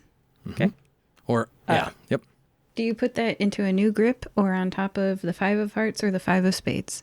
I'll move it. It's fine. That's fine. It's a new grip. New grip. Okay. Your words, filled as ever with poetry as they are, speak to these the keepers, and they part to let you move closer.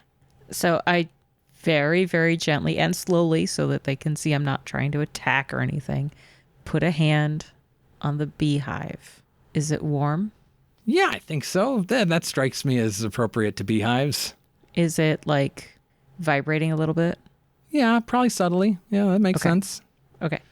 Beehive with bees in it, warm and slightly vibrating, That's even kinda after what hours. That's kind of what I'm checking for is Are there bees in it?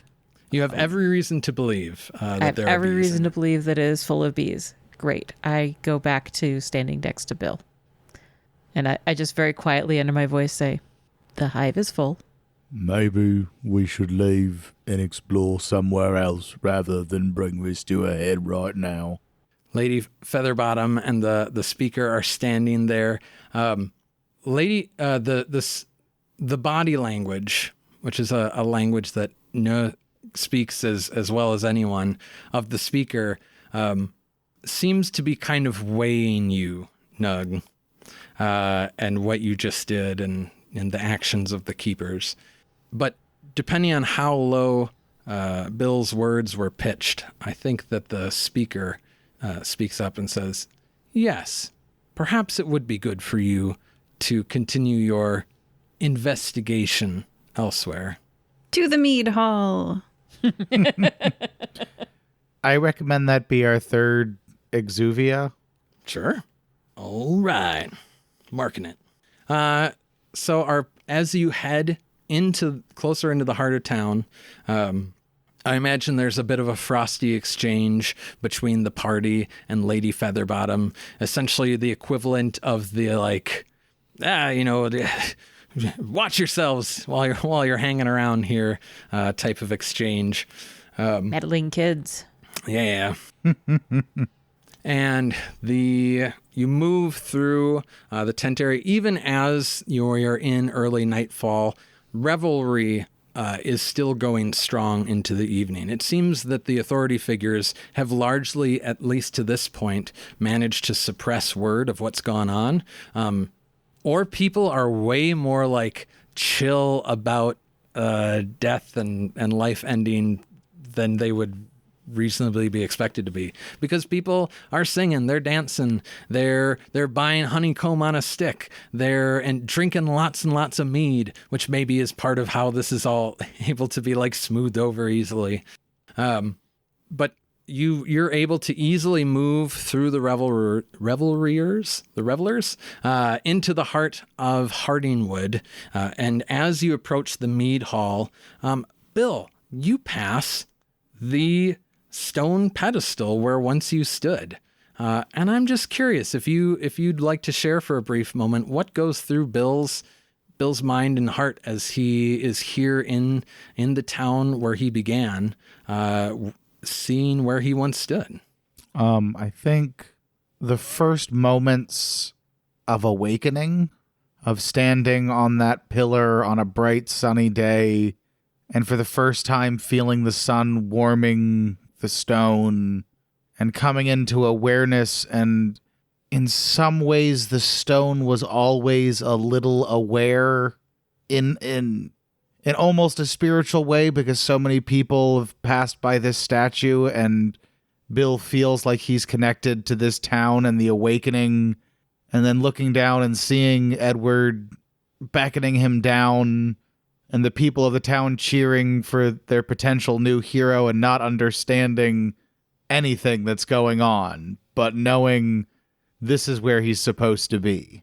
I like to think that as those thoughts run through Bill's mind, that you reach out and just gently touch that stone where you once stood, that is inscribed still with the words, William the Great, and the quote, "No peace without sacrifice," as the trio of you head into the mead hall.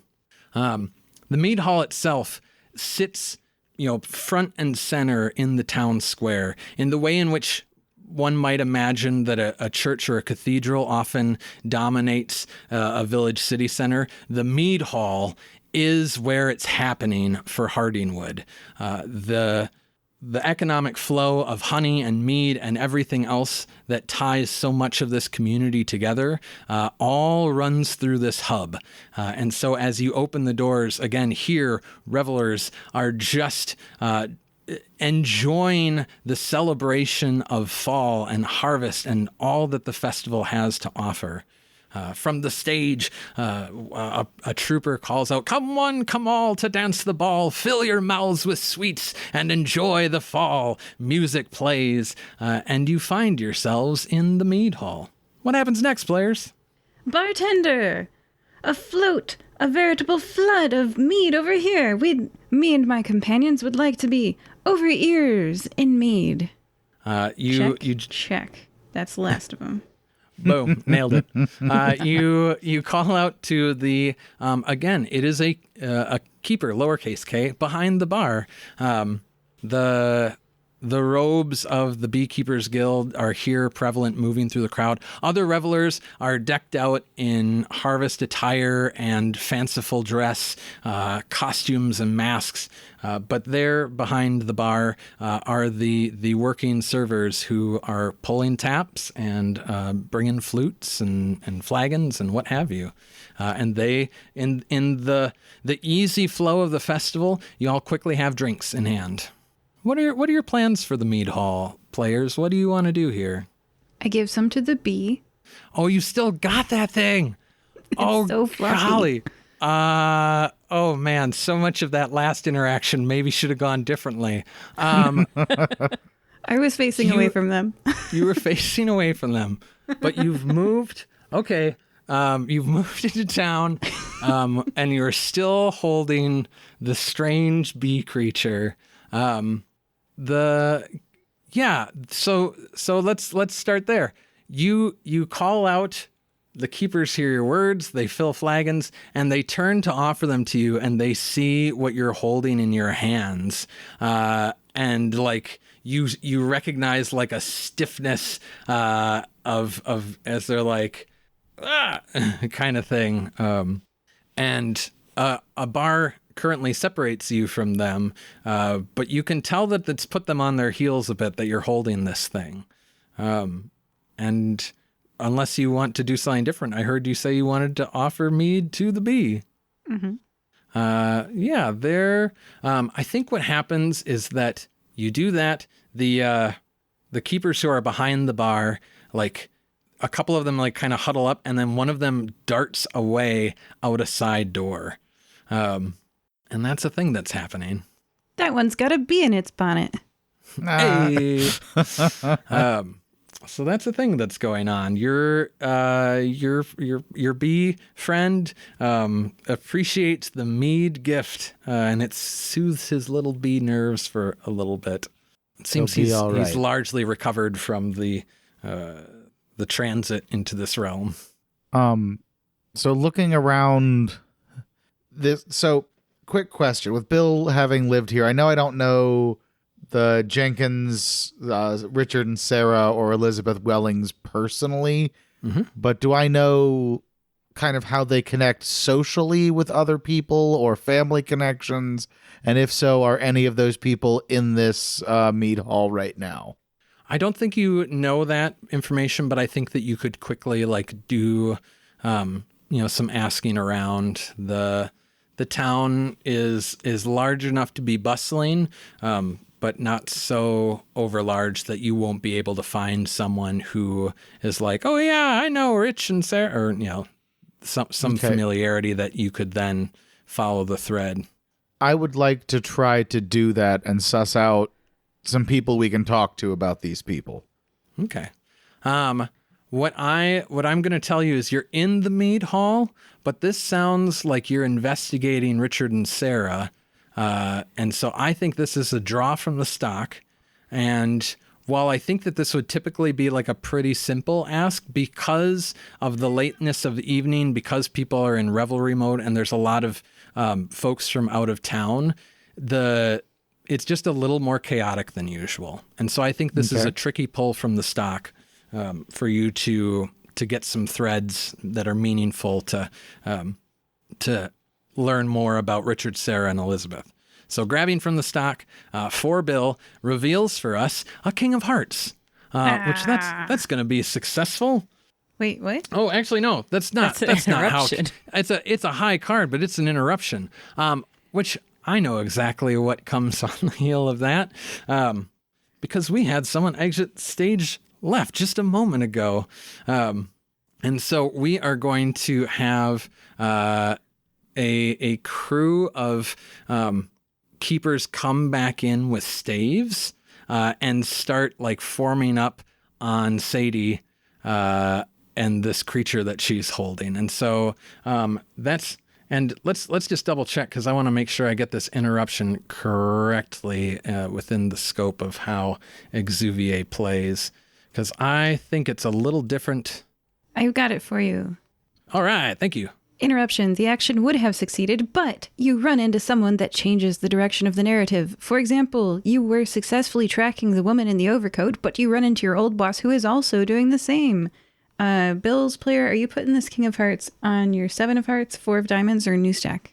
Let's do new stack so I can stack things on top of the face card. Righto. Yeah, so I think you're as a group trying to go around and start asking some questions, and that your attempts to like engage people is interrupted by the arrival of more keepers with weapons who are kind of forming up around Sadie and gesturing animatedly towards the creature that she's holding. I really like the creature that I'm holding. It hasn't stung me yet, and it totally should have. So, nods all around. So I'm going to try to protect it. Does that mean, like, covering it, shielding its little face, like how you cover cat's eyes when you're like, no, shh, it's okay? Or is that, like, leaving the area? Or is that, like, telling them off? So describe exactly what that person did again. Yeah, so they returned with assistance. They've got a collection of staves, I think, is what I envision. Sticks. Yeah, Big sticks. wood sticks. Big Okay. staffs. They're threatening me with 2x4s. Okay. They're yeah, or at the very least, they're holding them in a threatening manner and gesturing to the creature. And I think at least one of them is kind of like not kind of holding their staff back, but like has their hand out, to kind of as though you might put something in that hand. One of them's holding a very large rolled up newspaper. Oh, no. Okay. Tell me the window situation and door situation of this room. Is it like a craft beer brewery where there's like a big garage door that's just open and people can walk in and out through that big... I think that's totally a thing. That makes sense to me. Okay. I'm going to throw the bee out the... It can fly. It's not that bad, you guys. And I'm going to throw the bee out the opening and be like, mead for your troubles. Thanks for coming. Save yourself. And throw the bee. Yeah. And can I draw a card? That feels great to me. I'm like, this feels like an opportunity for a card to see if something goes awry. So I'm going to pull this from the stack. This is for Sadie, and we will see what the cards tell us about how this goes down. And so Sadie... How difficult was it? Oh, it's you're just lobbing this thing kind of into the air in the direction of the open door. Yeah. I think that's a pretty simple thing, even with... I guess there are people around you that are creating a little bit of conflict here, and you're trying to probably throw in a way that avoids them. So I think we dial it up to tricky. I'm not pitching them a bee baseball. Yeah, you're trying to actively get it around or away. Yeah. In the direction, in an assistive way towards the door. So I think tricky feels appropriate. Okay. Tricky from the stock. The card that is revealed is the 10 of Diamonds, which for a tricky, still successful. That bee takes that opportunity and zips out of there. I put that on top of my 6 of Diamonds, which is on top of my 7 of Diamonds. I've totally contributed to this mystery, you guys. Zero contribution. Well, in fairness, we're drawing 1 million diamonds. We've drawn 2 clubs this entire time. Yeah. Sometimes it's bad like that, friends. We've actually only drawn 1 club. The other one was at the start. That's fair. That's fair.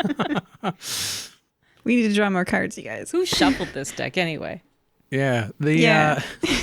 For the listeners, this is one of the very few TTRPGs that has a win or lose condition. Like when they say classically, you can't win at D&D, right? You can win at Exuviae and you can fail. So if we don't like solve this conspiracy, which we are currently not, we need to flip like 9 cards each on average, and I've got us at 4 each on average, you guys. So like, and that's the minimum to pass it. So we're not doing great. Doing stuff. To win, we have to get at least, 4 truths per player, GM? It is 4 truths per player is what the game recommends. But we're playing a game. We have 1 truth. We got 2 truths. We got 2 truths on the board. You start with the one, and then you've managed to get another one. Oh, did that one get us? The first flip of any new suit is a truth, and then every third of that suit afterwards. And that's what allows you to get 12 over the course of the... So we have 1 for clubs and 1 for hearts right one now. for having clubs on the board, 1 for having hearts on the board. If you get 2 more clubs, that'll be another. And then if you can get 2 more hearts, that would be another. Then would Nugh's player's 5 of spades be a new truth? It would if we had a 5 of clubs and a 5 of hearts to precede it, because that's the layering effect. Okay, so then an 8 or a 2 of clubs and diamonds will get us a new truth. Of spades and diamonds, yes. Yeah, either one of those would open up that next level, and that would count as a new Yeah, truth. so we have 1 truth. And we need 4 truths each to win. We gotta flip some cards, guys. All right. Okay. The keepers, by the way, they turn and they watch it go, and then they put their staves kind of at their side, and the one goes back behind the bar, and the other ones just kind of walk off. Yeah, see, that's creepy. Why were you threatening my fluffy bee friend? You get no response as you call that out Is to there the keepers around you. Is there a basement in the mead hall? Not that you've ever been in. I think we need to check for a basement. There's always creepy stuff in the basement. There's a big open, drinking hall. There's a couple of side doors by the bar. We're in the mead hall. Lots of people around. By the bar, there are a pair of doors kind of behind the bar itself. What do y'all want to do? No basement? Well, let's go through the doors behind the bar and see if there's a basement down there. They had 2x4s and they were coming at me, and you want to barge through the back of the bar doors? Stay close to me. I'm made of rock. Rock beats wood. Yeah, I'll stick close so that Sadie can be protected by 2 big dudes. Look, think of how many cards we'll flip if we start a fight. Yeah. Oh, okay. Wants to start fight. Was about to cause distraction, but now wants to cause fight. Okay. What do bees hate? Wasps, right? So what if I bring in some wasps in here and we all start fighting wasps? And that distraction gets us through those doors.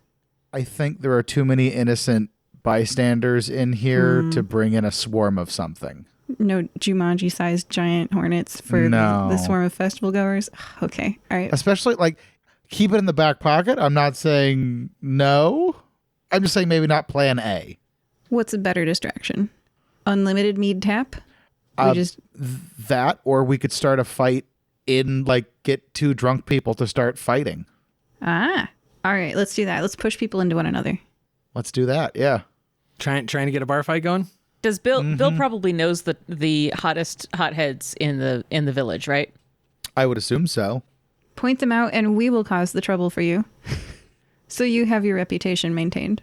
Do you want me to create an NPC for you, DM? That's only if you want to. I'm also happy to just kind of let the narrative gloss a little bit and say oh yeah, that's the thing that happens. I think this one you're trying to create an opportunity to further investigate the mead hall. Right now, you're still you're creating chaos. So this one I think is a draw from the stock, and the tone in the room is very festive and happy. I think what I would propose is that it would be challenging, but because that Bill knows who are the right people to target for this, that'll reduce it to a tricky. And so this will be a tricky pull. Who I think Bill's kind of assisting. Who would like to be the person that's pulling for this? I want to use my silver tongue on this. Not that that's not on my sheet. Just I want to use I'm a poet. I'm a bard. I'm manipulating somebody. Yeah, I'm going to manipulate a few people. Yeah. Sure. It'll be a simpler matter for Nugh to kind of set the stage. Are you going to let her look at him like that? Let's actually, just because I know you're all interested in getting more cards pulled anyway, let's call it maybe a simple matter for Nugh to move the actual fight from a fight starting from a tricky to a simple check. So it'll be 2 different checks. We're doing an assist setup move, and then we're following up with the card pull for it. So this is Nugh doing a simple staging assist from the stock, drawing an ace of spades. Ace of spades. So the once festive tone now has some definite threads of anger and frustration moving through the crowd, which is going to make this a simple matter for whoever wants to push those hotheads over into an actual out-and-out fight. Which grip did you put your ace of spades on? I put it on top of the other ace. Ace of diamonds. Okay, so you have 5 of spades, 5 of hearts, and ace of spades showing. Yes. Excellent. Who wants to push the hotheads over? I will, so Bill's reputation is maintained. There we go. So Sadie makes use of the assistance of both of her colleagues and gets good thing that there was so much assistance, because a 3 of spades means this is successful, but there's a complication here. And what I would think is the natural complication is that y'all were trying to start a fight that would allow you easy access to get behind there. But I think that you get a fight going, but you're much more of a centralized figure in this conflict than you intended. You don't really get other people fighting each other. You get people that are pissed at you and want to fight you. That tracks. You got some angry drunks that are looking to throw hands, Sadie. I put the 3 of spades on top of the 10 of diamonds. I would like to turn this then into just a generalized brawl, if I could. So instead of getting 2 people to fight or 3 or 4 people to fight Sadie, I would like to try to get the whole room, turn it into get the hurly-burly of battle going. Yeah, I think we call that a tricky pull from the stock for Bill. I think that's fair. And so to start a grand old melee, a hurly-burly, what we actually get is the Jack of Hearts. And so you're looking to tip this over into a greater bit of chaos, and perhaps a different style of chaos comes your way. What you hear through those big open double doors is that someone shouts, "The keeper is dead." And that just comes rippling through the crowd and sucks all of the air out of the room. People are buzzing about this. Someone has yelled that one of the 2 prominent figures of the Beekeepers Guild, the keeper, is dead. And that's all, everyone's focus shifts to that, except for perhaps our players and their characters. So tell me what you do in the midst of this. Where do you put this Jack of Hearts? On top of which grip? The 7 of Hearts, the 4 of Diamonds, or the King of Hearts? Let's put it on top of the King of Hearts. Oh, wait. You cannot put it on top of the king. Oh. Don't do that. Yeah, that's one of the, if you are ever stuck in a position where because you cannot do it, and if you're ever in a position where you're forced to do it, that creates a dead end for the players. That's right. And a severe consequence for everybody. Then I would like to put it on top of the 7. Okay. That was the wrong answer. There are no wrong answers, except that one. The tone... Oh, go ahead. Did Anne put the 3 of spades somewhere? On top of the 10 of diamonds. Okay. I vote we continue with what we were doing and try to slip behind the bar to see what's back there, because everyone's going to go see what's going on with the keeper. Now's a good chance. Yeah. Also, that's the person we were just talking to. Nope, No, we were talking to to the the speaker. Never mind. He speaks for the bees. Oh, right, the Lorax. Okay. That's the person that might have been killed at the same time as Richard, Sarah, and Elizabeth. It's true. We haven't seen if anyone's seen him in a minute. We go behind the bar, GM. When you go behind the bar, one of the keepers behind there puts their hand, if Bill's leading the way, because I heard him say stay close, puts their hand out on your chest to stop you. Wasn't this the whole reason? Was this big distraction to get people to not pay attention to us so we could sneak back there without getting stopped? That was your hope. And aren't they holding a 2x4? This one's not. This one might have a flagon of meat in their hand, but We did get a mixed success, so it should have worked. Am I wrong? That's fair. We got an interruption, technically. Yeah, you did get an interruption. Well, I got an interruption to get their attention off of you. I didn't get an interruption to create a new distraction. Yeah. But we're not being So stopped by all of the beekeepers, just this one guy who doesn't have any weapons. That's Yeah. true. I had this handy page that defined the terms. I'm just scrolling through looking for it now. I've still got it. Interruption. The action would have succeeded, but you run into someone that changes the direction of the narrative. I.e., you are successfully tracking the woman in the overcoat, but you run into your old boss who's doing the same. Less of a person that you ran into and more unfolding bit of narrative. So, Bill, that wasn't a conditional success. That was an interruption. Would have succeeded, but... Anyway, let's beat him up. I'm going to punch him. Well, I'm going to push my way past him. Yeah. I'm going to push him to the ground, too. What are you going to do to stop him? Right? Yeah, I weigh several thousand pounds, and I'm going through that door. Yeah. Yeah, they try to hold a hand against you. And I think that hand shifts to two hands when you proceed forward. But you're big. You're multiple thousands of pounds.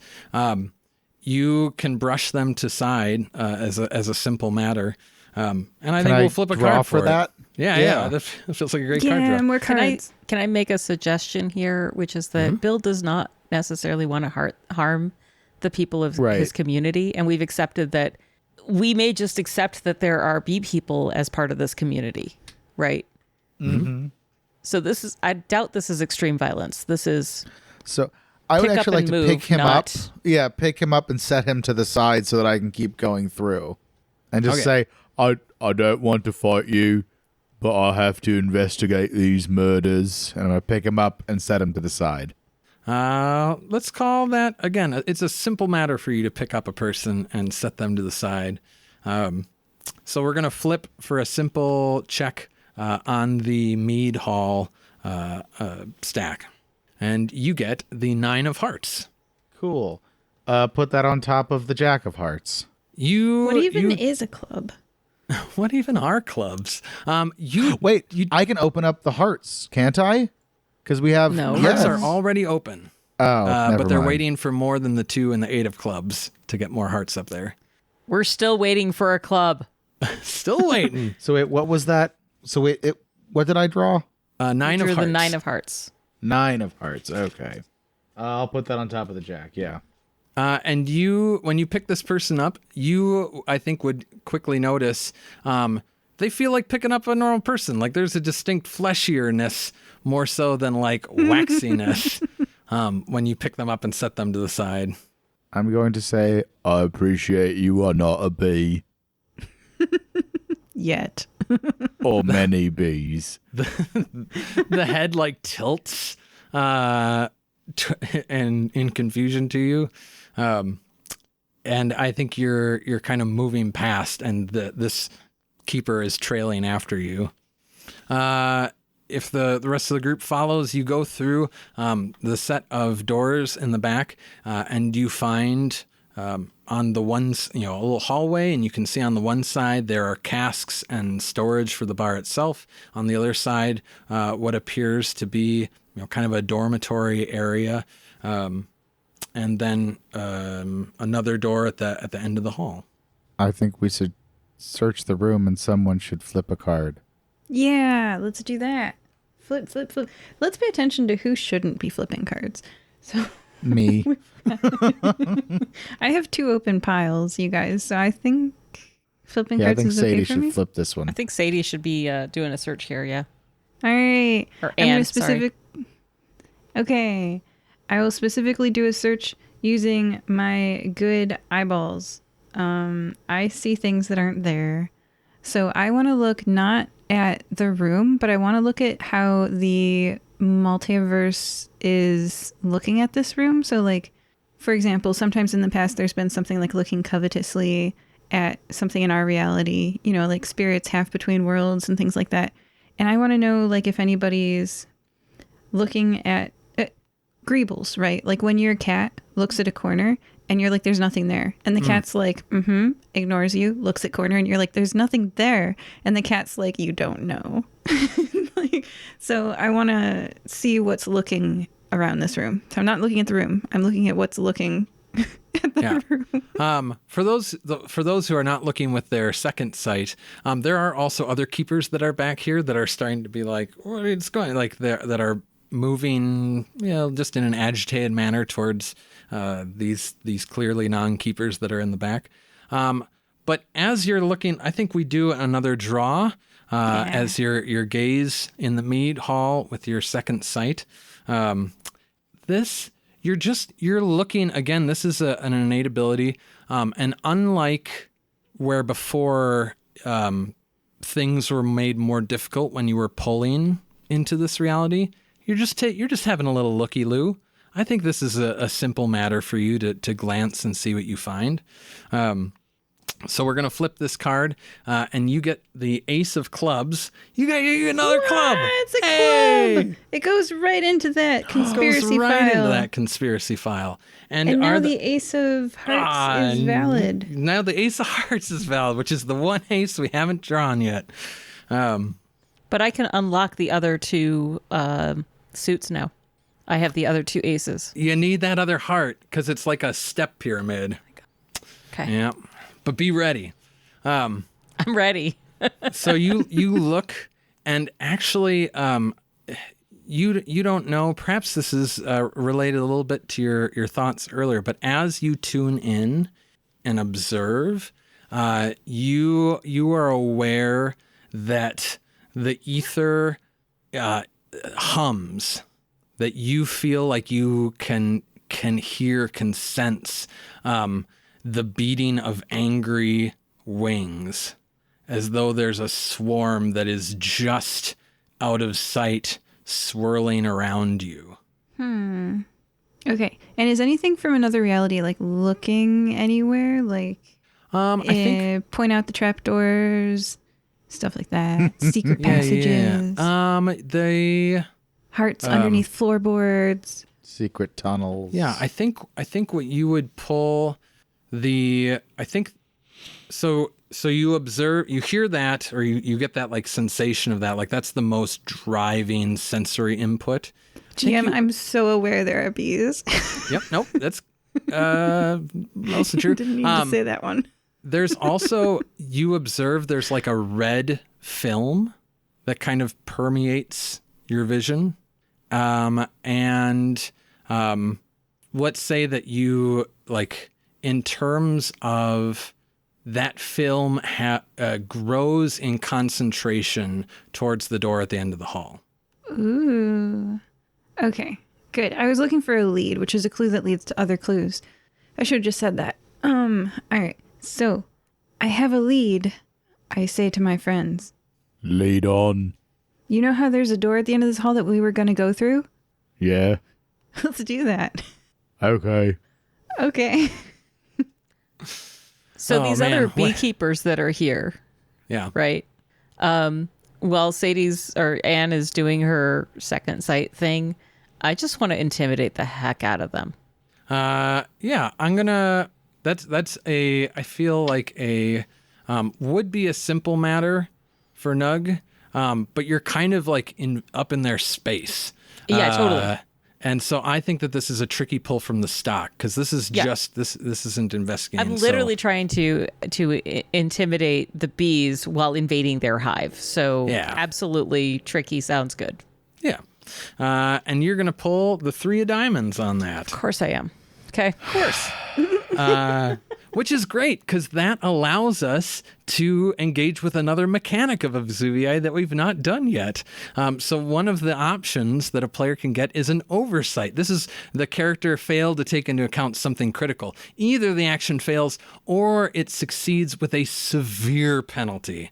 And of course, we want to invite Nugh into this decision about whether or not this is just a failed action or what the severe penalty might be for the success of intimidating these keepers inside the mead hall. Yeah, so the GM is probably going to give you 2 choices, and you get to make a choice. I'm listening. I think what happens is that a failure to intimidate means that they all start approaching and pushing you out or trying to push you out as much as one can push a functional statue and a golem person. But they are agitated and they're acting towards that.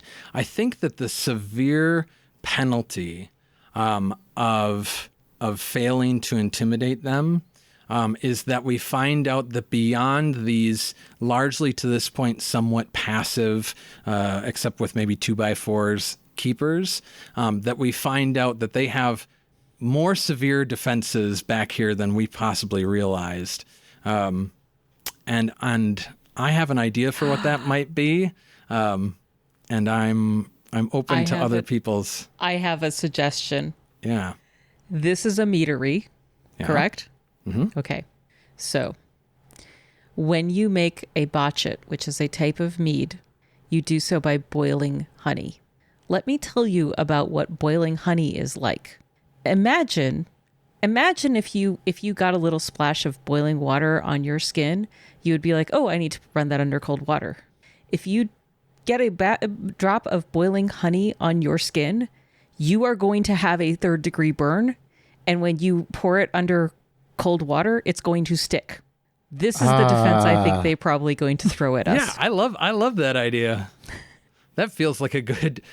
So either they are just working to push you out and are not intimidated, or you intimidate them so much that they kind of flee from pushing you out, but they turn to active offensive defense, and someone hurls a kettle full of boiling botchet at Nugh / the party. I think I'm going to take it. And my goal here is to get the party through. So that was why I was intimidating them to get them to stand down and back off so that Anne and Bill could get through. So I'm going to take it. I'm going to take it in the face. That beautiful face that at one time was beloved by Alicia Garrick, and now will be hideously disfigured until somebody can replace it. Oh, no. The last thing remaining of her love. Well, we have 3 heads. That's true. I have extra heads, right? Yeah, I think the as kind of a corollary of this success of Nugh intimidating the keepers there, all focuses on Nugh right now. And so Sadie and Bill, you're talking about that door. Feels like you got an opportunity to go for it while Nugh's up here and maybe trails behind. Okay, I have a proposal for a card draw, but I want to know, does the 3 of diamonds go on the ace of spades, 5 of hearts, or 5 of spades? I hate this because I don't want it to go on any of those. I've so carefully curated on the aces. Okay. My proposal, GM, because we got to draw some cards, is I want to check to see if that door is locked or not. Can it be a card draw? Sure. We can make that card draw.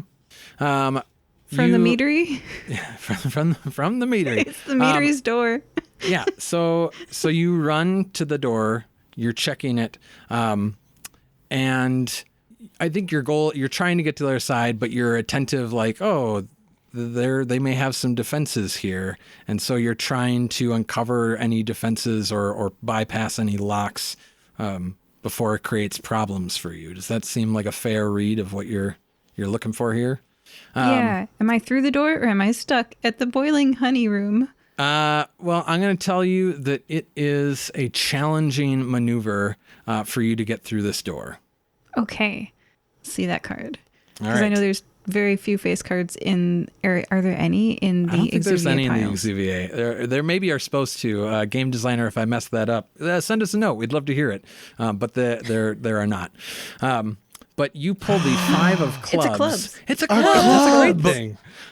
It allows y'all to codify another truth and possibly pull some more stuff up into the conspiracy. However, it was a 5 on a challenging check, and so that's another oversight that we're dealing with. So either you are not able to get through what I'm going to tell you are the magical enchantments that are barring your way through this door, or you get through them because you set them off. Oh, Like you get definitely through the second. door because you're like, whatever, we want to go through this thing. I would love to take this for the team.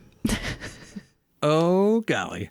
That's so I'm going to throw a bid and we can barter a little bit. But when I think about the magic that they're going to be warding this door with,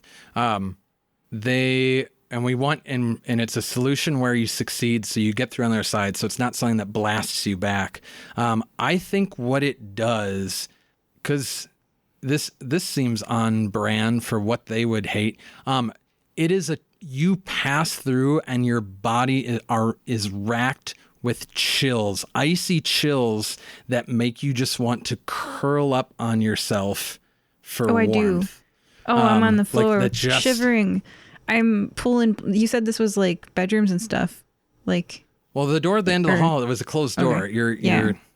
So you throw it open. You see this stairwell receding downstairs into the earth as chills rack your body in painful icy grip and send you to the floor. I go back for a blanket. And then I keep going, and I'm just like, oh, I'm so cold. You guys, it's so cold over here. When you come through this door, take one of those blankets off their beds. It's so cold. In a bit of bookkeeping, because y'all put the 5 of clubs up there, we can codify a truth. And we also, I see we can pull the 5 of hearts, I believe was that what got covered? No, the aces got covered. So No, the 5 I've got the 5 of hearts and the 5 of spades available. Yeah. That'll open up a new suit. So we got 2 truths with 1 card draw. Yeah. There we go. Now it's working. Ba-na-na-na. Can I So- also do the 5 of spades? Yes, because Okay, it so has the is that preceding steps. Three Well, truths? it's the second. So the first is okay. for the 4th club, and then the second is for opening spades. Got it. Okay. What kind of things do we want to establish or lock in for this this conspiracy that we're unwrapping? All of us should propose one, and then the GM should pick 2 that work with their. I'm going to propose that this place is full of larvae, kind of like the ending of the 2000 Godzilla movie, or was it before? I don't remember. Like the old Godzilla movie, where at the very end they defeated Godzilla, then they walk in and there's a bunch of eggs, or Alien, stuff like that, where they're like, oh, the eggs, oh my gosh. And so that's my proposal, is that there's large eggs. Gosh, what would that look like? Bees have their larvae in honeycombs, right? So instead of walls as we go down the stairs, it's honeycombs, and instead of empty honeycombs, there's pupa in there. I dig it. That's my proposal. I'm with it. Yeah, I like that. Yeah, I definitely think that's one, because that dovetails nicely with everything that I have in store for the meat hall. Oh no. AKA hive. Worth noting, very different size, actually largely, kind of slightly larger than what you would expect to find, with the occasional oh, that's a big fist size pupa. Wait, some are larger than others, you said? Some are larger than others. Most smaller. Every now and then, bigger ones. Can some of them look like human babies? That is a proposal. Let the GM think about it, and there's one more proposal. Is that the second truth that we're establishing? Well, it's a proposed truth, unless we want to hear one more if there's another proposal on the table. I like the human babies proposal. That sounds great. We can run with that. No, it's all good. Yes, and yes, they are human baby faces. I'm trying to lean into this horror element. And it's specifically those larger ones, like have those human features that you're able to kind of pick out. But the ones that are large enough to have those human features are very few and far between. There are still like large fist-sized bee ones. There are a bunch of smaller ones. And then every now and then you're like, oh, that one's got human-y stuff. Are they really, bigger than humans are the regular bee grossest pupa, though? Monsters. They're bigger than like regular bees. They're Yes, the vast majority. There are probably still some that are small and typically bee-sized, but most of them are slightly bigger than normal. There's a smaller group that are like bigger than that, fist size, and then there are a few that are the like baby bee hybrid-y thing. nice. I would like to call Nugh through the door, and once Nugh is through, I'd like to try to barricade the door as best we can so that we don't get followed. Okay, so from upstairs, or not upstairs, this is downstairs, right? This went, or when we went, Yeah, this we is went going through the door, downstairs. they went downstairs. So upstairs, as you went, darted past Nugh, taking the boiling honey to his face, you hear the very familiar sound of how Nugh used to sound when he spoke, as he's, struggling with the pain of literally being boiled and burned. So he crashes down the stairs a few minutes later, and the cold is not helping him because it's just congealing boiling honey on his face. So that's cool. I give you a hug. Oh God, nothing touching him is good right now. So like the two of you, you try to hug him and he's like flailing, literally flailing. He may actually harm you in doing so. I am so sorry. Oh no. Can I barricade the door? With like just your body? Are you just standing and I keeping mean, it closed? Or I could grab something like a bed from outside the door and break it and jam it in there. I'm going to call that a maneuver that's going to be tricky because they're still keepers with more cauldron, boiling pots of sticky honey. If Throw you want it, baby. I'm made of granite. Do it. He loves Flip a it. card. He loves it. Yep, we're accelerating towards the end game. So we're going to flip a card just to see whether or not additional complications happen in this tricky maneuver by Bill to barricade the door and create, space and opportunity for the player characters. So from the stock, we get a 9 of spades for this tricky maneuver, which is a success. So they're throwing honey on you. You're not even phased. You're stone dude, baby. You smash up some boards. You get them on the other side, and you're like, there. Now we've got some space to think.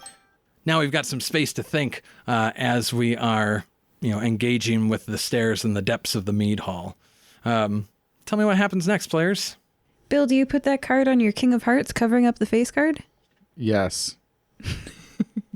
I want to have a quick moment here with Anne, or more specifically with Sadie, which is that Nugh is in pain and is suffering. And I know, although Nugh may not necessarily remember, Sadie used to know how to do something like to help with this. That's true. GM, I'd like to flip a card. Oh. Because I love flipping cards. And I want to know the success or failure. Because normally in this point in a game, I would roll a dice and I would let the dice determine what happened, because these big role-playing moments, I don't want them in my hands. So I just want to know if Sadie is capable of overcoming her horror to come back for a person in need, because I do have some crystals. So let me pull up my crystal list and you pull a card. Well, you tell me, because you know better than I for Sadie just how deeply removed from the world she is. Is this a challenging? Oh, yeah. All right, there we go. And we'll let the cards kind of tell us what that means when we see what this challenging test reveals. Pulling the 10 of hearts. Aw, you're fine. And so there is a complication involved in a challenging 10 pull. I put the 10 of hearts on top of my 3 of spades, and that challenging result the complication is going to be that I give you a painkiller and a sedative. So I'm going to roleplay this.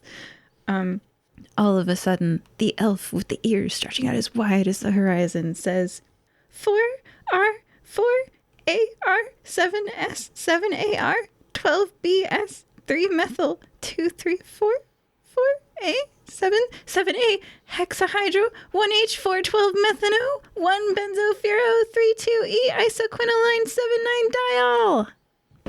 Throw a rock at your head. Is the crystal is white crystal? You munch it? I mean, you succeeded with complications, so I'm going to assume that yes. Uh-oh. You'll hit my face, you'll hit my head, you'll hit my mouth, whatever. Yeah. It's morphine. Awesome. So you feel both very good, and Morpheus is the god of dreams. Yeah. So you're fighting off that dreaminess. What's cool about that is Nugh doesn't sleep a whole lot. He doesn't need to. This is unusual. He may not know how to fight off sleep. Uh-oh. As the end of the He session has approaches, dreamed at least once.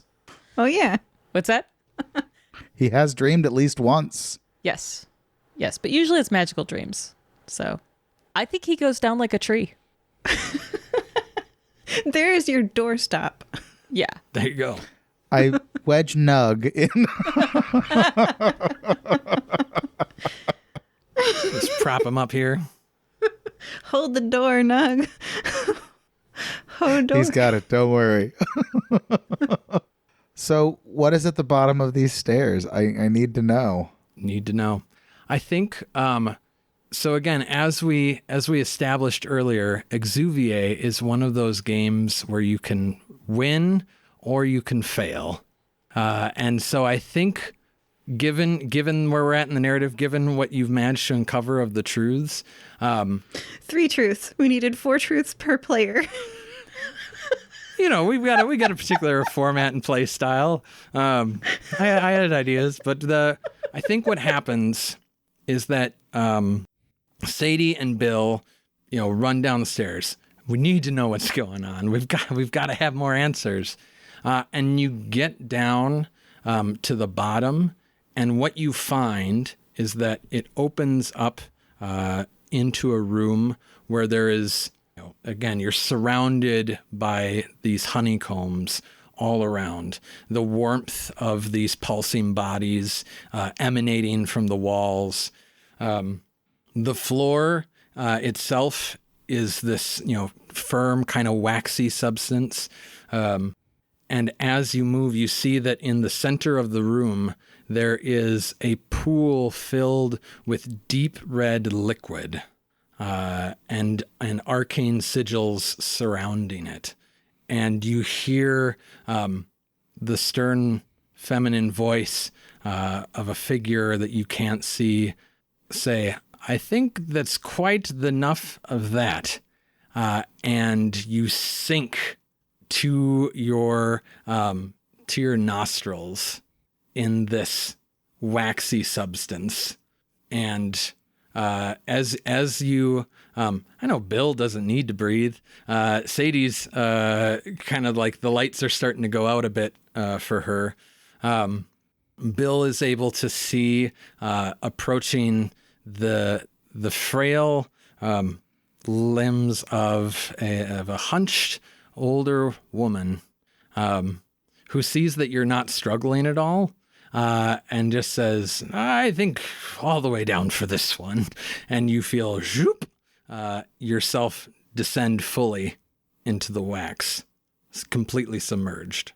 And if I can wave my little exposition-y GM wand a little bit, I think what happens is that when the scene comes back up, we find our player characters, once again back out on the outskirts of Hardingwood, near where Edward's carriage, brought you all in initially, greeted by the sight of the rising dawn, and standing before you is the speaker and Edward and Lady Featherbottom, and the trio of them essentially tell you that Edward stands there, hunched shoulders, looking somewhat crestfallen,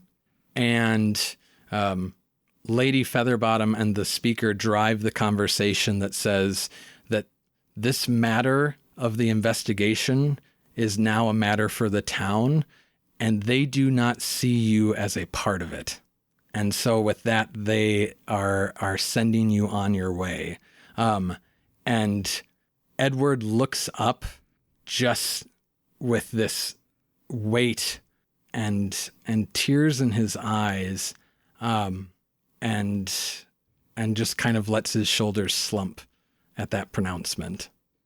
Players, tell me a little bit about, as we let that kind of be the sun setting on this particular narrative, this particular investigation. What's going on in your heads and your hearts? Where are your thoughts at in the midst of this? What's a little epilogue look like for each of your characters?